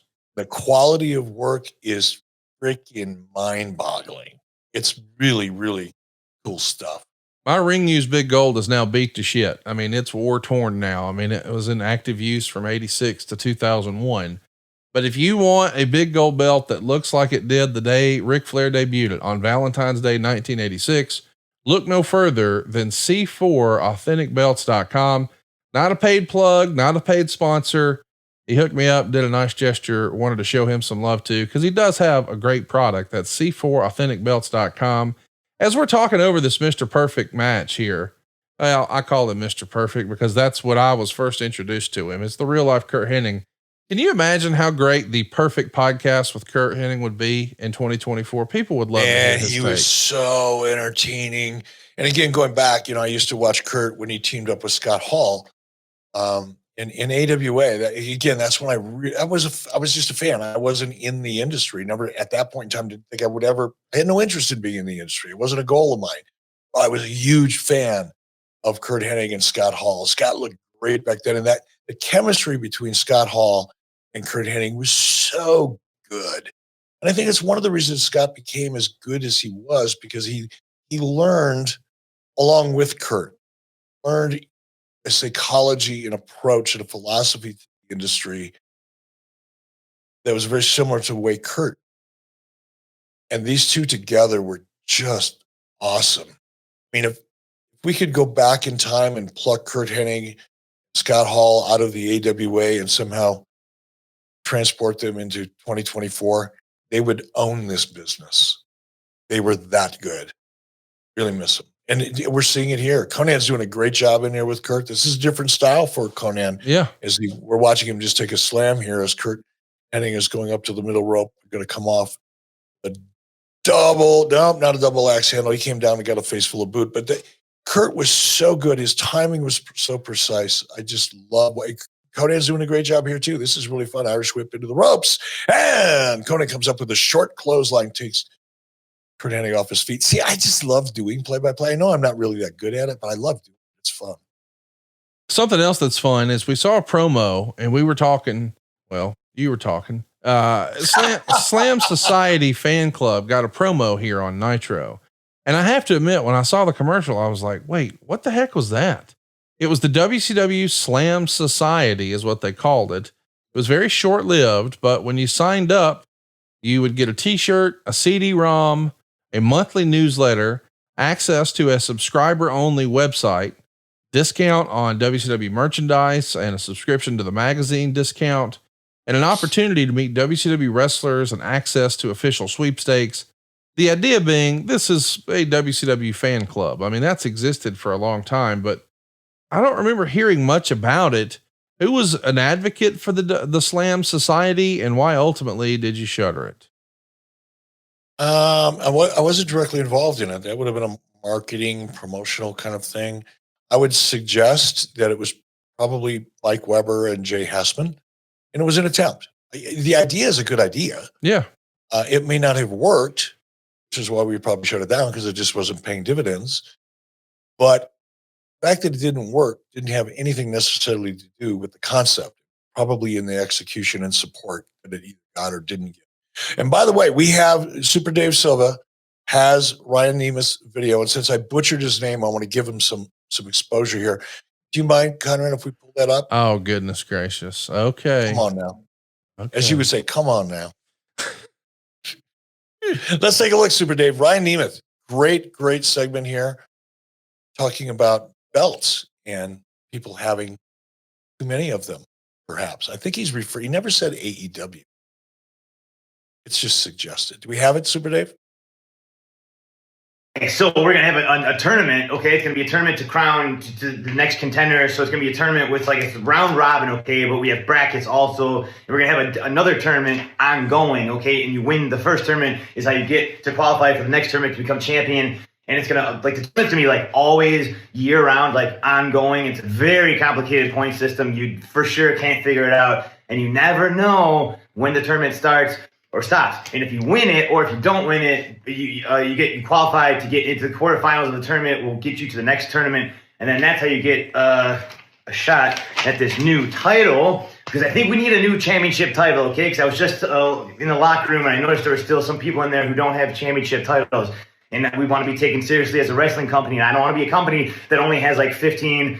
Championship titles, or 16 championship titles, or like 17 or 18 or 19 championship titles, or 20 or only 20 championship titles. Like, are we a real wrestling company or not? Okay, I want to be a company that has more than 20 championship titles. I want to be a company that has 200 championship titles. The more titles, the better. Okay, the more people who are champion in our company, the better and more professional and serious the company is, and the more important those titles are. So back to the tournament. If you are a title holder in the tournament, that awards you more points to get to the quarterfinals of the other tournament, to qualify to get in. And both tournaments will at some point blend together. Oh, and there's going to be a red bag with another fucking title in it.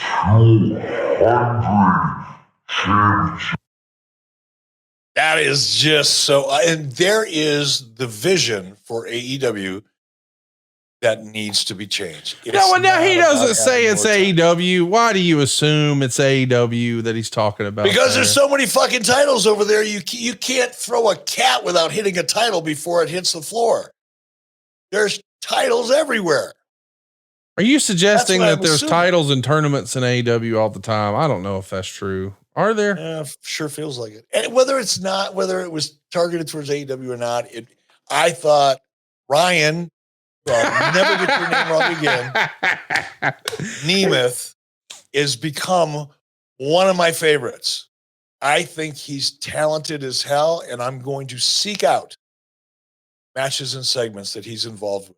He's in TNA now with his brother, who you think a lot of as well. So I do. Sure to catch them there. I keep calling him Dolph Ziggler, but I just think as a performer, I don't really know him as a person. I don't know what he's really like. I've crossed paths a couple of times, said hello, but I don't know him. But I love his work, and I always have. And now I'm a huge fan of Ryan, just because what he did just there took a lot of talent, and it's funny as hell. It's entertaining. Yeah. And here's the thing. I think everybody who sees that, and I mean, everybody is going to have a sense of humor about it. That was well done. That was wrestling comedy at its best. Shout out to Ryan with an R. Hey, let's talk about the ratings here for this show we're watching in particular. Meltzer would write, from the hack match on, it got ugly, with WCW getting a slight increase to a 3.2 for the Steiner Sting match, even though Raw did a 6.3 for the Austin confrontation with the corporate ministry. Raw had an amazing 4.7 rating point advantage over the first 30 minutes of the second hour. That's a 7.3 and a 7.1 for The Rock versus The Undertaker, which was followed by The Brood versus the Hardy Boys and Michael Hayes. Meanwhile, Nitro does a 2.6 and a 2.4 for that Kurt Henning Conan match. I mean, it was getting pretty lopsided here in a hurry. I mean, it started strong and then it fell off a cliff. Is that a concern? I mean, I know that we as wrestling fans have been conditioned. They're going to start the show hot. The crossover segments from hour 1 to hour 2 are going to be hot. They're going to close hot. And as a wrestling fan, I've been conditioned to think the rest is kind of just filler. So if I'm short on time, my wife even commented the other day, you can get through a 3-hour Raw in 12 minutes. And I have pretty routinely. I'll fast forward and find the parts I like, skip the parts I don't like. And I know the way they've positioned the television for years and years. And I'll admit that's changing a little bit on the WWE side recently. It was very formulaic. You knew this is an important segment based on where it is. That's an important segment based on where it is. But the other stuff could be skippable. What do you think of that? I'm going to answer your question in a minute, but right now I am just sucked into the action that I'm seeing in the ring. You got Chris Benoit, Raven. They're going at it right now. And so this match is fucking awesome. Dean Malenko, maybe at Dean Malenko's, I'm not going to suggest he was at his best here, but man, he looks so freaking good in this match. Love watching Dean Malenko. This is a hell of a match. I don't care what kind of a rating it got. This is awesome. Yeah. And plenty of time too. I mean, again, this is the television era here where, on Monday Night Raw, we're seeing 1 minute, 2 minute, 3 minute, 4 minute, 5 minute, a long match on Raw, 6 minutes. Well, these boys get 16 minutes and 45 seconds. And when I say boys, I mean, you got Arn Anderson on the outside managing Dean Malenko and Chris Benoit. What a great tag team that was in 99, taking on Perry Saturn and Raven. So not too long ago, you could have seen this match in ECW, and now it's live in prime time. A lot of great in-ring work here. Let's do some questions here. Aaron Sheen wants to know, did Eric think by this point things were still fixable? That's an interesting question. I mean, I know that your challenges were rearing their head here from a Time Warner standpoint, but in May of 99, before the complete burnout over the late summer and early fall of 99, were you still optimistic that you could pull the nose up on this thing, or were you just trying to put on a brave face? I was not optimistic. I was doing my best under the circumstances, but I saw the handwriting on the wall in late 1998. And as time went on, that handwriting went from a pencil to fluorescent orange. It became more and more and more obvious to me. Certainly at this point, it became obvious to me right after really the first of the year, what was really going on at AOL Time Warner Turner. I wasn't optimistic, but I wasn't ready to quit. It's just not my nature. I thought, okay, now the part of me that would rather fight than fuck needs to come to the surface, and I need to fight as hard as I can. And I did, but I was not optimistic. Well, let's do some more questions here. We got a great question from Gavin. He says the first generation of cruiserweights, Ray, Hoovy, Ultimo, Eddie, Dean, were such a part of WCW's identity. What kept the next generation, guys like Kidman, Courageous, Psychosis, Jamie Noble, from feeling as important? Boy, that's a great question, because I do agree. Great question. I think, yeah, that is a great question. I have to think about that for a second. I'll try not to have too much dead air, but I think part of it was, again, when I created the cruiserweight division, there wasn't a lot of pressure on me. I had more or less carte blanche. Reason, I didn't have Ted Turner's checkbook. I had a budget that was approved by Turner Finance the year before. So I had to work within a structure, parameters that I had to work within. But as long as I stayed within those parameters, I was left alone. And that, I think, is because I was personally focused emotionally on creating this cruiserweight division, because I had been seeing so much of type of action that I liked personally in Japan, combined with my efforts to work more closely with Japan and expand that relationship so that it became meaningful, just a talent exchange, that I put so much horsepower into the cruiserweight division. I think after we created the cruiserweight division, the passion for it, partially because I'd already achieved it,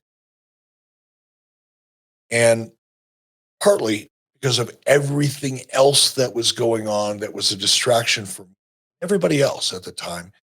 I don't think next generation of cruiserweight stars got the type of commitment and effort that the first group of cruiserweights did, if that makes sense. So in other words, I'm trying to establish something new with the cruiserweight division. I wanted that to be new. I wanted it to feel like an actual division and not just an afterthought or an excuse for a match.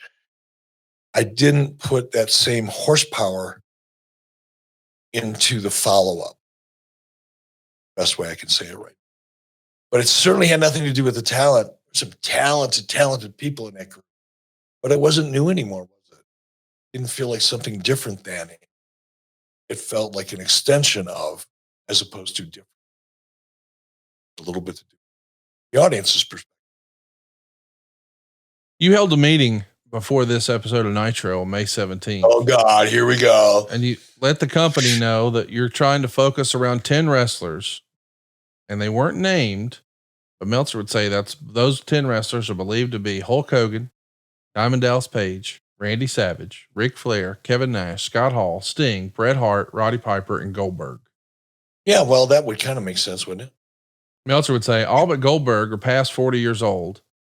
And it's basically said in this meeting that everyone else would have to wait for their push. And Meltzer would say this is diametrically different from what just about everyone following the situation believes is the way to cure problems, if such a cure exists.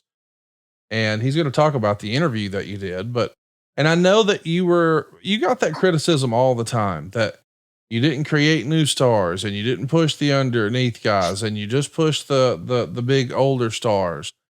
But at the same time, if you're getting your ass kicked, it's probably easier to use star power to lure some fans back over, as opposed to quote unquote, a bunch of no names that you're trying to make.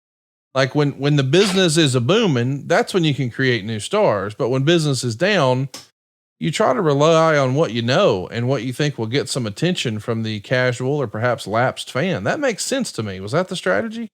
Well, it's not just what your instincts tell you about what the fans want. The numbers tell you what the fans want. It's really not that hard. There's no fucking magic in it. I want to go back to Dave again. I can't help it. Dude, 40 years old. Everybody's 40 years old. You hear that conversation today? You don't.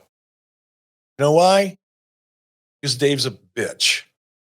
Because he was an extension of the WWE marketing push that focused on the age of Hulk Hogan and Randy Savage and all the silly videos that they did. Dave became the useful idiot for that marketing narrative that WWE put out there. That's where it started from. Dave kind of adopted it, made it sound like he knew what he was talking about. When in fact, all he was doing was being a useful idiot and a mouthpiece for WWE because he's such a mark. Yes, Dave, you are a mark. And the reason you don't hear about it today is because his buddy Tony is doing the same thing. And quite frankly, I hate that term, quite frankly. Honestly and objectively, if you look at the people are ringing the talent who is ringing the cash register, WWE, it is those established high equity talents that the audience has invested in over a long period of time, as opposed to somebody that's 23 years old and coming out of NXT. It takes time to get to that point where you're actually creating revenue as opposed to just getting reps in high profile matches, hoping you're going to get over. It is a business at the end of the day. You should, unless you're some people, make decisions and choices, strategies, vision, tactics, and otherwise, including creative, that are going to register at the cash register or register on television in terms of growing your audience and your base or your licensing or your merchandising. Are you going to damn the torpedoes, we need more revenue, but I'm going with this 25-year-old guy because I think in the future he's going to be successful. It sounds great if you don't know what the fuck you're talking about. But if you've ever had a job where you had to be responsible for growth, the emphasis on your job was creating new opportunities for growth, fixing the things that aren't registering in terms of growth and revenue, you're not necessarily looking at somebody's driver's license and trying to determine how old they are, because this is such a false narrative. It was WWE's marketing approach. They wanted to appeal to a younger audience. They wanted advertisers to believe that they were delivering a younger audience. And eventually they did because they focused on that. But that's not where WCW was at. WCW was under a revenue generation challenge. We needed to create more revenue. Well, you're not going to do that by experimenting. You're going to do that by going back to or sticking with, in some cases, the talent and the stars that have a track record of creating the most revenue. And sometimes that's a conflict with building for the future. Ideally, you do both. And I will I will acknowledge that creating new stars had historically been a big issue for WCW, but a lot of the reason for that is because WCW was never hot until 95, 96, 97, 98. As we got hotter, it became much easier to create new, younger stars, Chris Jericho, Chris Benoit at that point, Eddie Guerrero. Not that they were young, developing stars, but they were younger on the younger side of the equation, and they were stars outside of mainstream primetime television. But bringing them into primetime based on their abilities and charisma and experience, even though they were very young, they became more valuable than they would have otherwise. But it takes time. You're not just going to pluck somebody out of the, somebody that's in the, no matter how good they are, just because they're really, really good and they're really, really young. You're not going to pluck them out of that environment and plug them into a main event and think that you're going to be successful with it. That's an opinion from someone who's never actually been in the business, not from somebody that's actually been charged with creating revenue and building. Well, let's build some growth with our friends over at BlueChew.com. They know how to grow things. It's like Miracle Grow for your wiener. Check it out. Blue Chew is a unique online service that delivers the same active ingredients as Viagra, Cialis, and Levitra, but in chewable form and at a fraction of the cost. So you can take them anytime, day or night, or plan ahead. Just be ready whenever an opportunity arises. You know what we're talking about. Hey man, it's so simple too. Just go sign up right now at BlueChew.com. You'll consult with one of their licensed medical providers. And once you get approved, you'll receive your prescription within a few days. These Blue Chew tablets are made right here in the USA. They're prepared and shipped directly to your door, and they're all in a discreet package. But the best part is that it's all done online. That means there's no visits to the doctor's office. There's no awkward conversation. There's no waiting in line at the pharmacy. It's the real deal, man. I've tried it. I recommend it. We all know what we're talking about here. If you want it to be a little better, you don't have to look very far. BlueChew.com is the hot tag you've been looking for. You're going to come in like a house of fire. She's going to be bumping and selling for you. Let her put you over. Maybe go 2 out of 3 falls. Maybe go no holds barred. Okay, let's move on. Blue Chew wants to help you have better sex. Discover your options at bluechew.com. Let's chew it and do it. We've got a special deal for our listeners. Try Blue Chew free when you use our promo code 83 weeks at checkout. Just pay $5 shipping. That's bluechew.com. The promo code is 83 weeks and you'll receive your first month free. Visit bluechew.com for more details and important safety information. And we want to thank Blue Chew for sponsoring today's podcast and Eric's wiener. So we just saw a pretty good match there. I really enjoyed that. Canyon was the heater for Saturn and Raven, and they're walking out with those tag straps. Let's also briefly talk about another angle that was going on here that doesn't really advance or pay off here. But believe it or not, as the week wound down the prior week, so the Friday night before, Kevin Nash was on the Tonight Show with Jay Leno. And he's trying to talk about that Goldberg challenge where he was challenging Austin for $100,000.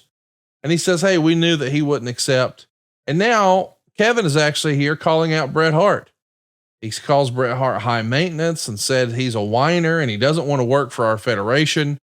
So he's challenging him to a match right here on the Tonight Show. And he's putting up cash and raising the stakes, and he's offering $250,000 in cash for the match. Jay Leno is laughing all this off.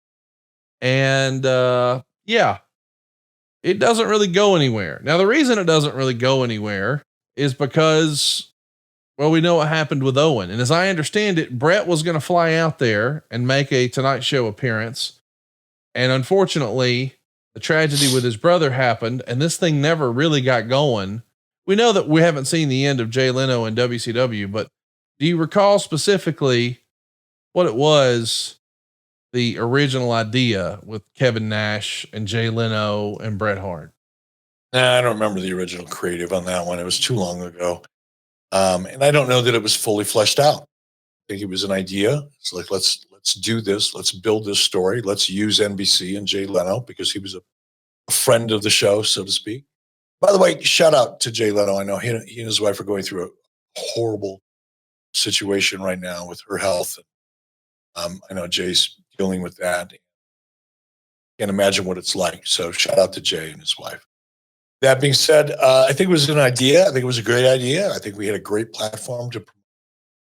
That being NBC and Jay Leno Tonight Show, which was one of the hottest shows in television at the time. But you're right, man. What happened to Owen and what Bret was going through, time to go. And I just knew he wasn't going to be ready mentally or emotionally. I didn't even want to pursue the match. Even if Bret would have wanted to, I wouldn't have. It wouldn't have been appropriate. Bret wouldn't have been able to put focus and the passion and the energy into something like this, given what he was going through. Just a fortunate situation. Meltzer was writing pretty routinely in the Observer in this era that a half dozen new stars need to be made and be the focal point that everything is built around. And there's only a few guys on the roster who could be given this sort of mega push, but it's going to be a long-term process. Do you remember having a conversation in 99 about, I don't know who it might be, Chris Benoit, Booker T, Rey Mysterio, where their talent, where you're like, we got them in a good spot, but they're our next wave of main eventers. We got to start pushing that direction. Or is that not really the approach? No, I mean, I was certainly aware of it. It's not like I was oblivious to it. And as an example, as we've seen Kevin Nash get into the ring and he's going to be working, with DDP, this should be good. Diamond Dallas Page in 1999 was really reaching his peak, even though WCW wasn't. Again, going back to timing, sometimes it works for you, sometimes it's not. But certainly we were aware. I mean, look, before I even got into management at WCW, I would sit and listen to Ole Anderson bemoan the fact that we didn't have any new talent. And young guys just weren't learning the way they needed to learn in order to evolve, to become potential main eventers. Those were conversations that I heard those same conversations when I worked for Vern Gagne. So the idea of developing new talent and trying to create an opportunity or a pathway where new talent can be converted into main event talent. And there was a kind of a process, an organized process in that. That was a conversation I've been hearing since I broke into the business in 1987. Heard a lot about it when I came to WCW and heard even more about it once I got into management in WCW. So it's not like somebody discovered a new idea here. Creating that new talent, establishing that new talent was difficult because independent scene, where so much of the great talent in WWE and WCW came from, at this point in time was gone. Independent wrestling was the shits. There were no, wrestling schools were few and far between. The opportunity for people to learn out there in front of a live audience existed, but it was not what it is today. So the talent pool as a whole dried up, which is why WWE and WCW developed. In WCW's case, we did it with the power plant. In WWE's case, Ohio Valley Wrestling and other small independent promotions that they use as that training environment to try to cultivate that young talent that you could integrate into your system that would have enough experience that you could build on to hopefully get them into a main event type of position. None of that really existed in WWE. Like I said, you're using small independent companies. I think WCW tried to do that, but we decided, no, let's focus on the power plant and try to develop our own system. But even that had serious flaws, as Ole would harp on anytime you ran into him in a hallway. He'd be coming out of the bathroom and he'd stop you in a hallway and complain about the fact that the power plant wasn't the answer because it didn't give the talent the opportunity to really get out there and get the reps in front of a real crowd. No matter how good you are in the ring technically in a training environment, until you can go out there and learn and develop an instinct for how the crowd is reacting to what you think is a good idea, that is a very important component of the process. Power plant didn't provide that. It's one of the things that makes NXT such an interesting commitment that was made many, many, many years ago, is that talent is getting the opportunity to perform in front of a live crowd. And it matters. It changes the game dramatically. But in WCW's case in 1999, per Shitstain's comments, we didn't have that process in place. We were reliant upon finding people like Eddie, Chris, and Dean, and others, and some of the younger talent coming out of ECW in some cases, to try to bridge that gap. The narrative that WCW didn't create any stars is bullshit. Bill Goldberg might suggest that it's bullshit. Diamond Dallas Page, even though he wasn't a younger talent, he was a fresh new talent. He didn't even start training till he was in his early 30s. But as star power, might as well have been 25. He was young. He was fresh. He was different. You look at, Shannon Moore and some of the people that we brought in as a part of that young group who were lighter, smaller, faster, obviously younger. We brought them in to groom them. We pushed them on TV. We gave them opportunities on Saturday night. But for anybody, including Dave Meltzer, to suggest that you can just pluck one of those guys out and say, you know what, we're going to develop them. We're going to put them in this upper tier performance. We're going to put them in A stories or B stories when they're not ready, and neither is the audience. Because until the audience accepts you, until the audience endorses you, you're not there yet. And sometimes it's just time. And I brought this up, I'm probably on the show before, but maybe not. So let me throw this at you. Other than Bill Goldberg and Rock, name me one major main event player that the company could be built around that had been in the business and on television for less than 10 years. I'll wait. I'm not talking about somebody that just gets an opportunity once or twice. I'm talking about somebody that it becomes a John Cena, a Ric Flair, a Hulk Hogan, a Randy Savage. Take your pick. Somebody just gets a shot for 2 or 3 months. That's called a transition. You're doing that for a reason. Maybe to help build that talent. there are other reasons involved as well. When you're counting on the cash register ringing and you need to create revenue, name one person other than those two. And maybe there are. I'm not saying there aren't. I'm not like throwing down the gauntlet, but I would be curious to know who at that Randy Savage, Ric Flair, Hulk Hogan level, Rock, Stone Cold Steve Austin, other than Rock, take him out of the equation, had been on television for less than 10 years. And I'll wait, and I'll be waiting for a long time. It takes time. It's not just about how good you are or how much potential you have. It's whether or not the audience, and the wrestling audience is really difficult. People think wrestling is so simple. It's just guys beating up each other in the ring. And no. It is so much more difficult in some respects to build a wrestling audience and to build successful wrestling characters, because that audience, they don't accept you no matter how good you are immediately. You got to earn their respect. And I tried to, and I think I did a good job, bringing in younger, fresher talent and giving them the opportunity to be exposed to the audience so that the audience would accept them in that main event role or the face of the company role.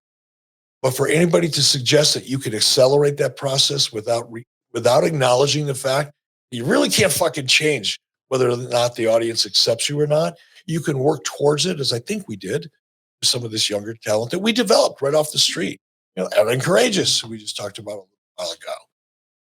Young as hell. It's going to take a lot of time. Shannon Moore, you know, so many of the people that we brought in at that time with Shannon and that group, all younger, super talented people. They need time. You can't fuck time. You can think you can, but you really can't. We did our best under the circumstances. I think we did a good job. I think timing had a lot to do with how effective those initiatives were. Just because by the time I started really figuring a lot of this out and was able to try to develop a system and recruit accordingly, which I was doing, the wheels were starting to get a little wobbly because of all the other things that were going on at the time. Not an excuse, just give you my perspective of the reality in that moment. So Kevin Nash is our world champion, and he's going to get a win over DDP. It's a DQ finish. The fans were chanting Goldberg, and a few fans jumped the guardrail, and that one actually made it in the ring before Randy Savage just beat the ever living shit out of him. That was the best part of this show. Randy Savage, you know, unfortunately for that idiot, he got pinned down in the center of the ring. Usually when those things happen, everybody's pretty quick to get to the knucklehead before they get all the way into the ring. This poor bastard got all the way in the ring and there was nobody there to save him, and Randy ate him for lunch. And that's after he put lipstick all over Kevin Nash. Strong segment to close with the Macho Man Randy Savage here. But still, it didn't do much. The final quarter hour, with Raw having the beginning of Austin versus Triple H, did a 7.2. Meanwhile, Nitro does a 2.5 here for the end of that great tag match, Raven and Saturn against Benoit and Malenko, and the beginning of this Nash and Page match. In the overrun, the finish of Austin and Triple H, and then this Nash and DDP match going heads up. 2.4 for Nitro, 7.8 for Raw. Pretty strong showing for Monday Night Raw. And even with a lot of star power here, as you see Randy Savage accosting Bobby Heenan, cutting promos on the announce team as we go off the air. A wrestling historian over on Instagram wants to know, would it have been more beneficial for WCW if Kevin Nash had given himself a longer reign as WCW champion? Did he keep it short because he was the booker and trying to cool off the backstage heat? That's interesting. You know, we've heard about the heat that Dusty got when he booked himself favorably. And I know that Cody was very aware of that in AEW and made sure he would never get another title shot. And perhaps that was a mistake too, seeing the success that Cody's having carrying the flag for WWE. Was Kevin cognizant of that heat? And that's why he kept these title runs short. You know, you'd have to ask Kevin. I don't think he and I really talked about that aspect of his strategy. I think it makes sense. Because it's just a horrible. First of all, if you're a wrestling talent, active talent on the roster, and you're in charge of other people's lives on that roster, better love heat. Better love it, because it's coming. Exacerbated in Kevin's situation because Kevin and Scott had a lot of heat before Kevin took over creative. So it was really tough on Kevin. And I want to make something really clear. Kevin took over that role because he saw where I was at. And I've talked about this again. I want to make this really clear. And I know we got to wrap this up pretty quick. But this is really important because I follow commentary. I want to see how people are reacting to things that we do. I want to try to figure out a way to improve my game. I want to be more successful with this podcast and being on YouTube over Wise Choices and 83weeks.com. The only way I'm going to make it better is to focus on what I'm doing and how people are reacting to it. And one of the things that I really want people to know is Kevin didn't want to be the booker. And 90% of the talent, maybe more, that people hear talking about WCW, and I'm talking about people that are even close friends of mine, don't have a fucking clue what they're talking about because they had no visibility into the business side of what was going on. They had perfect visibility into how it affected them, the frustrating things that occurred as a result of it, and the fact that it sucked and all. Blah, blah, blah, blah, blah, blah. I get it. It's really easy to talk about how dysfunctional Turner Broadcasting and WCW became during this time. But the fact is, 98% of the talent that you hear talk about what went wrong with WCW or what was wrong with Kevin Nash's booking, all these opinions like Meltzer and people that actually think he knows what he's talking about. None of them, including some of the top talent, some of whom are some of my closest friends, have any clue what they're talking about. What they talk about is how it affected them, and they project what they think they know was going on in WCW. And they were as clueless as the people in catering because they weren't exposed to it. They weren't in the office. They weren't in corporate executive committee meetings. They weren't involved in the accounting process. They weren't involved in the budgeting process. They had no visibility into what was working and what wasn't working on a regular basis from a financial perspective. But they had strong opinions, and that's where a lot of these opinions live today. So I want to make it clear that Kevin Nash did what he did and took over what was essentially my responsibilities because he did have visibility. I did share insight and what was going on with Kevin that I didn't share with people who are even closer friends of mine who were talented. Kevin had insight that other people didn't have. And because we were friends, because Kevin can be grouchy as fuck. He can be a real pain in the ass. But if I'm in a situation where my life depends on a room full of people and Kevin Nash is in that room, I'm going with Kevin. Not just because he's a big bad motherfucker, but I'm talking about any other aspect of being under pressure. Kevin is a good friend. Maybe a shitty person to work with sometimes because he's a moody fuck. He's grouchy. But when you get through that part of it, just like I have my flaws, everybody has a flaw. Kevin's personality could rub you the wrong way. But if you're under pressure and you need help, and you need somebody you can depend on, Kevin didn't think he was going to be the solution. He just knew he could be a temporary Band-Aid. And I'll never, ever not appreciate Kevin Nash for that. Well said. Shout out to Kevin. What a small world it is. I just realized that, I guess he told me before, but I kind of forgot. Just one town over from me, Eric. He's got family, and as we're recording, he's in town this weekend where I live. How random is that? That's awesome. Adam, I'm not a phone guy. I need to call Kevin because Kevin probably is a phone guy and I'm not. And I love Kevin Nash. I really do as a person. check out him and Sean Oliver doing their thing every week over on Click This, the Kevin Nash podcast.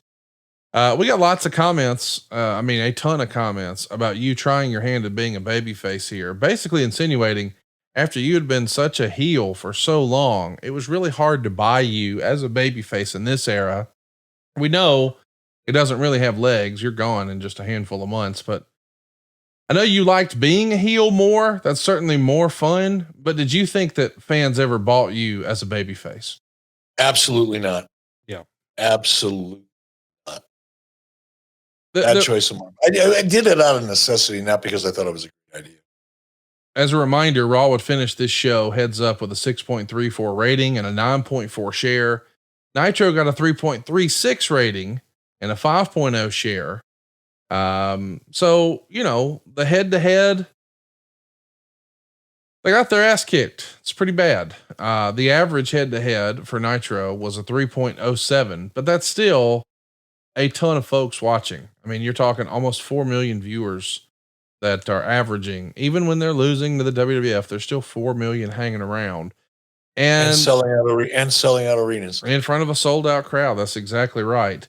But there were still some missteps on this particular day. There was a full page ad in the USA Today promoting Nitro, and Kevin Nash is the centerpiece of this ad, which makes sense. He's the world champion, but it was described internally as being an embarrassment because they didn't even have the start time for Nitro. It just said Nitro and, TNT, but it didn't say the time. Sometimes we just can't help but shoot ourselves in the foot. It feels like at times, Eric. Yeah, that's our marketing department, promotional department. And when I say there was dysfunction in WCW at all levels, I'm obviously not kidding. Example. It's easy. It's easier now with the benefit of hindsight. And I know that there's a lot of fans who are listening to this who will say, oh, the problems in WCW started here. And a lot of people would say it was Starrcade 97. You and I have clearly debunked that. There was more success, more top line and more bottom line profit in 1998 than ever before in WCW. So that's not the case. And then people would say, oh, well, beating Goldberg at Starrcade 98 a year later, that was the beginning of the end. And we certainly heard Bobby Heenan say that. Oh, we killed the golden goose. But then others would point to the finger poke of doom. And we could say that, hey, they did have success after that. But it is one of those things where somewhere we got to draw the line. And we're only about 5 months removed from the finger poke of doom here for the show we just saw. And we're in a straight free fall.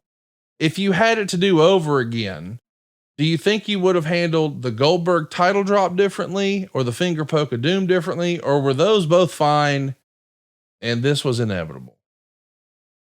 Well, it's not that simple, but in the essence of saving time, effort to save time, anybody that believes that those moments is, even though we've debunked them and we have the numbers to prove it and all that, because people don't care. People think more emotionally than they do logically. That's just human nature.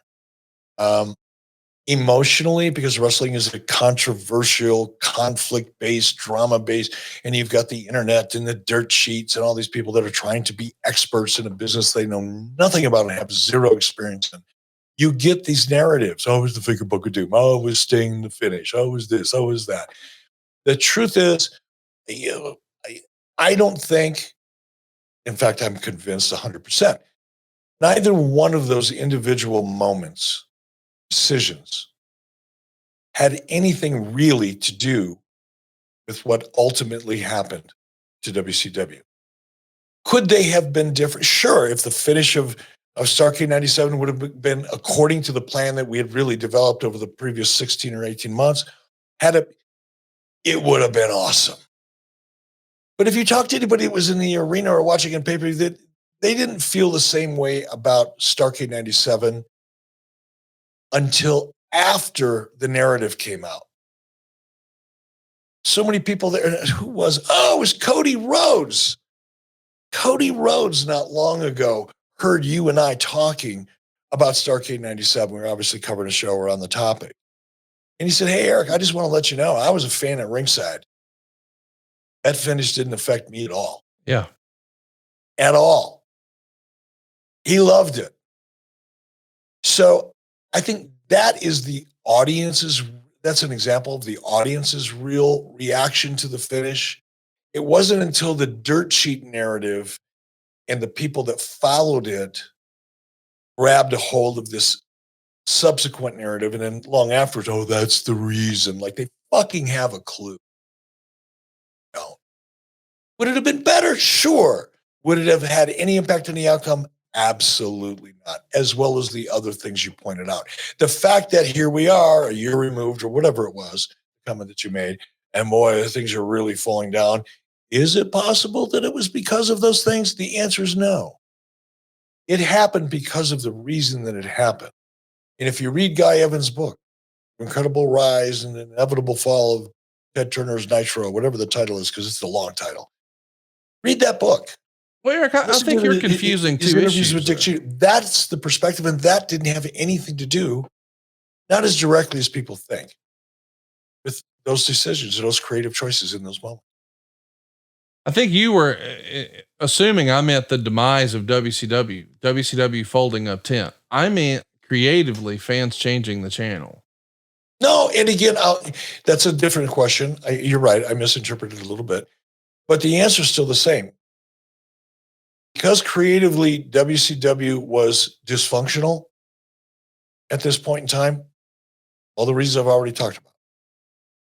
My focus being primary. And because WWE made a decision at the end of 1997 when Vince McMahon came out and said, from now on, we're not going to offend our audience and we're going to do this, we're going to do that. What he was really saying is we're going to fucking do what Nitro's been doing and kicking our ass with for the last year and a half or 2 years. And hence the Attitude Era. Stone Cold Steve Austin, Mike Tyson, Mr. McMahon. Eric Bischoff was the president of the company, coming out and being a heel character a year before Vince decided, God damn, that's a pretty good idea, pal. Why don't I do that? Or however that came to be. Vince's change in creative strategy that he announced in late 1997, I think it was November, and then actually started to develop and be presented in 98, was to do what WCW was doing, but do it bigger, better, and louder. Taking the male-oriented theme of Nitro, which is what got us on the map, targeting a different audience than WWE was targeting. That's called a strategy and the tactics to go with it. That decision is what resulted in WWE being forced. They didn't volunteer for this shit. They were forced to because we were strangling them every Monday night. But when they did it bigger, faster, and louder. The approach to 18 to 39-year-old audience, 18 to 49-year-old audience was highly sexualized, overt sexuality, extreme versions of everything. And it worked. It worked so well that the audience that I dominated, which was the 18 to 49-year-old audience, went, whoa, this shit's been fun. This stuff's crazy over here. Let's go watch that instead. That was the difference. That was the difference.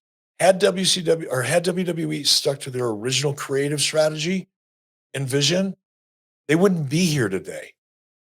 They would have died. They were hauling the water coolers out of Titan Towers because they couldn't afford the maintenance to keep them filled with water. That's not my opinion. That's a conversation I had with somebody very close to us at the time. It was there. We were close to putting them out of business. Not that I'm proud of that, even though I know I made a bunch of bullshit statements, but that's how close it was. And Vince was forced to do what we were doing. But he like Vince McMahon, didn't do it a little bit. So he made the decision to do it. He fucking jumped in with. We're going to be talking a lot about who killed WCW. Vice has a new 4-part series, and we are going to be covering it along with the creators of that series, Evan and Jason. They're going to help us coordinate some times and drops and some screeners. So we're going to be doing it live here on YouTube at 83weeks.com.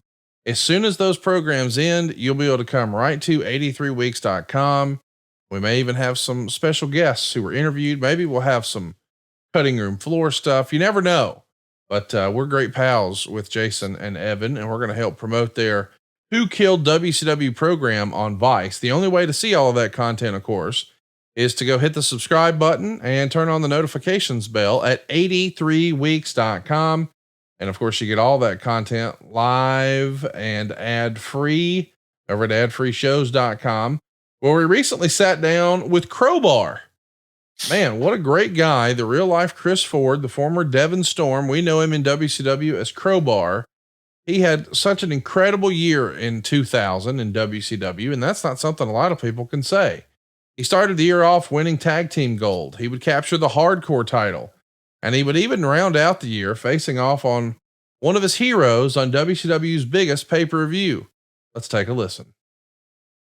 And a wrestler watching ECW, watching what Terry Funk did there made me an even bigger Terry Funk fan. And then fast forward to where I'm wrestling Terry Funk at Starrcade, which for the fans that don't know WCW well, that was WCW's version of WrestleMania. And we're wrestling for a title belt on Starrcade with this guy who not only as a character, which was brought up during this storyline, in real life, I idolize this guy. Huge fan of this guy. And again, if you would ask 12, 13, 14-year-old Chris Ford if he thought he would be wrestling Terry Funk for a title at Starrcade, it would just be unimaginable. The real life Chris Ford is a super wrestling fan, just like you and I. He got to live his dream. He wrestled for WCW. He was in ECW. He was in the WWF. And we talk a lot about the things he had to overcome, his genetics. He was soft in the middle, I think is the term he used, and how he tried to stand out from the traditional wrestling school that he had been taught and make a name for himself on the independents, and why it didn't work out in the WWF and why it didn't work out in ECW, and how he became Crowbar and everything in between. But what I'm really fascinated with is his ability to overcome things like less than ideal genetics, even a stutter, being bullied, and he still got to live his dream in wrestling. And now after wrestling, we talk about his real life medical practice now and how he's really helping folks. And it's a fantastic series that created a 2.5 hour conversation with myself and Crowbar in a program we called The False Finish. And we've previously talked to guys like Glacier and Muhammad Hassan and Zach Gowen and many others. I highly recommend you check it out if you haven't already at adfreeshows.com. That's just one of the many pieces of bonus content that we have there. And next week, we're going to be back talking about Mr. Regal and what a unique performer he was. You gave him some praise and some props. Next week, you're also getting a double dose of Eric and I. We'll be recapping Queen and King of the Ring and AEW Double or Nothing. Plus, you never know when Eric's going to go live next week. All of this is happening at 83weeks.com. So go hit that subscribe button, turn on the notifications bell, and tell the person in your life about your favorite wrestling podcast, 83 Weeks. Eric, I appreciate all the time today. I never know what to expect when we click record, but doing an old watch along of a Nitro that really wasn't that bad, but boy, did it get killed in the ratings, and trying to make comparisons to then and now was an interesting exercise. And I, for one, am looking forward to what's next for AEW. I am too, because it gives me great content, gives me something to talk about. And let's hope that we're going to see some changes and things are going to get better, and hope that their agreement with TBS gets renewed and got more runway to play with. So let's hope. But in the meantime, we're going to cover the hell out of it. We're doing it every week at 83weeks.com, and we'll see you next Friday. Remember, we're on Fridays now, not Monday, and each and every Friday right here on 83 Weeks with Eric Bischoff. Hey guys, Eric Bischoff here. Now, if you need cash without the controversy, the team at SaveWithConrad.com can help. But don't take my word for it. Hi, my name is Richard Smith. I'm from Moss Point, Mississippi. One of my friends at work said I just been refinancing and my interest rate was 9%, and he said he got his for 2.3. So I said, well, maybe I should try. Got a hold of Diane. She kept in touch the whole entire time. We owned 2 houses, and we rented one out, and my renter quit paying, so we gave it back to the mortgage company. And because we did that, we had to wait 3 years for an FHA loan to go back through. The one thing that Conrad said on his podcast was, we'll never tell you no. We might say, not now, this is what we need to do, and we'll make sure we get it done. Well, prime example, 3 years. And when they say no money out of pocket, there's no money out of pocket. They figure it out. But like, she was so quick that, don't worry about this, I got this person. That's what impressed me the most. My name is Richard Smith, and I saved $700 a month with SaveWithConrad.com. And unlike the dirt sheets, these reviews don't lie. With over 1,000 5-star reviews, find out for yourself how much Conrad and his team can save you by checking out SaveWithConrad.com and do it today. NMLS number 32416, equal housing lender, SaveWithConrad.com.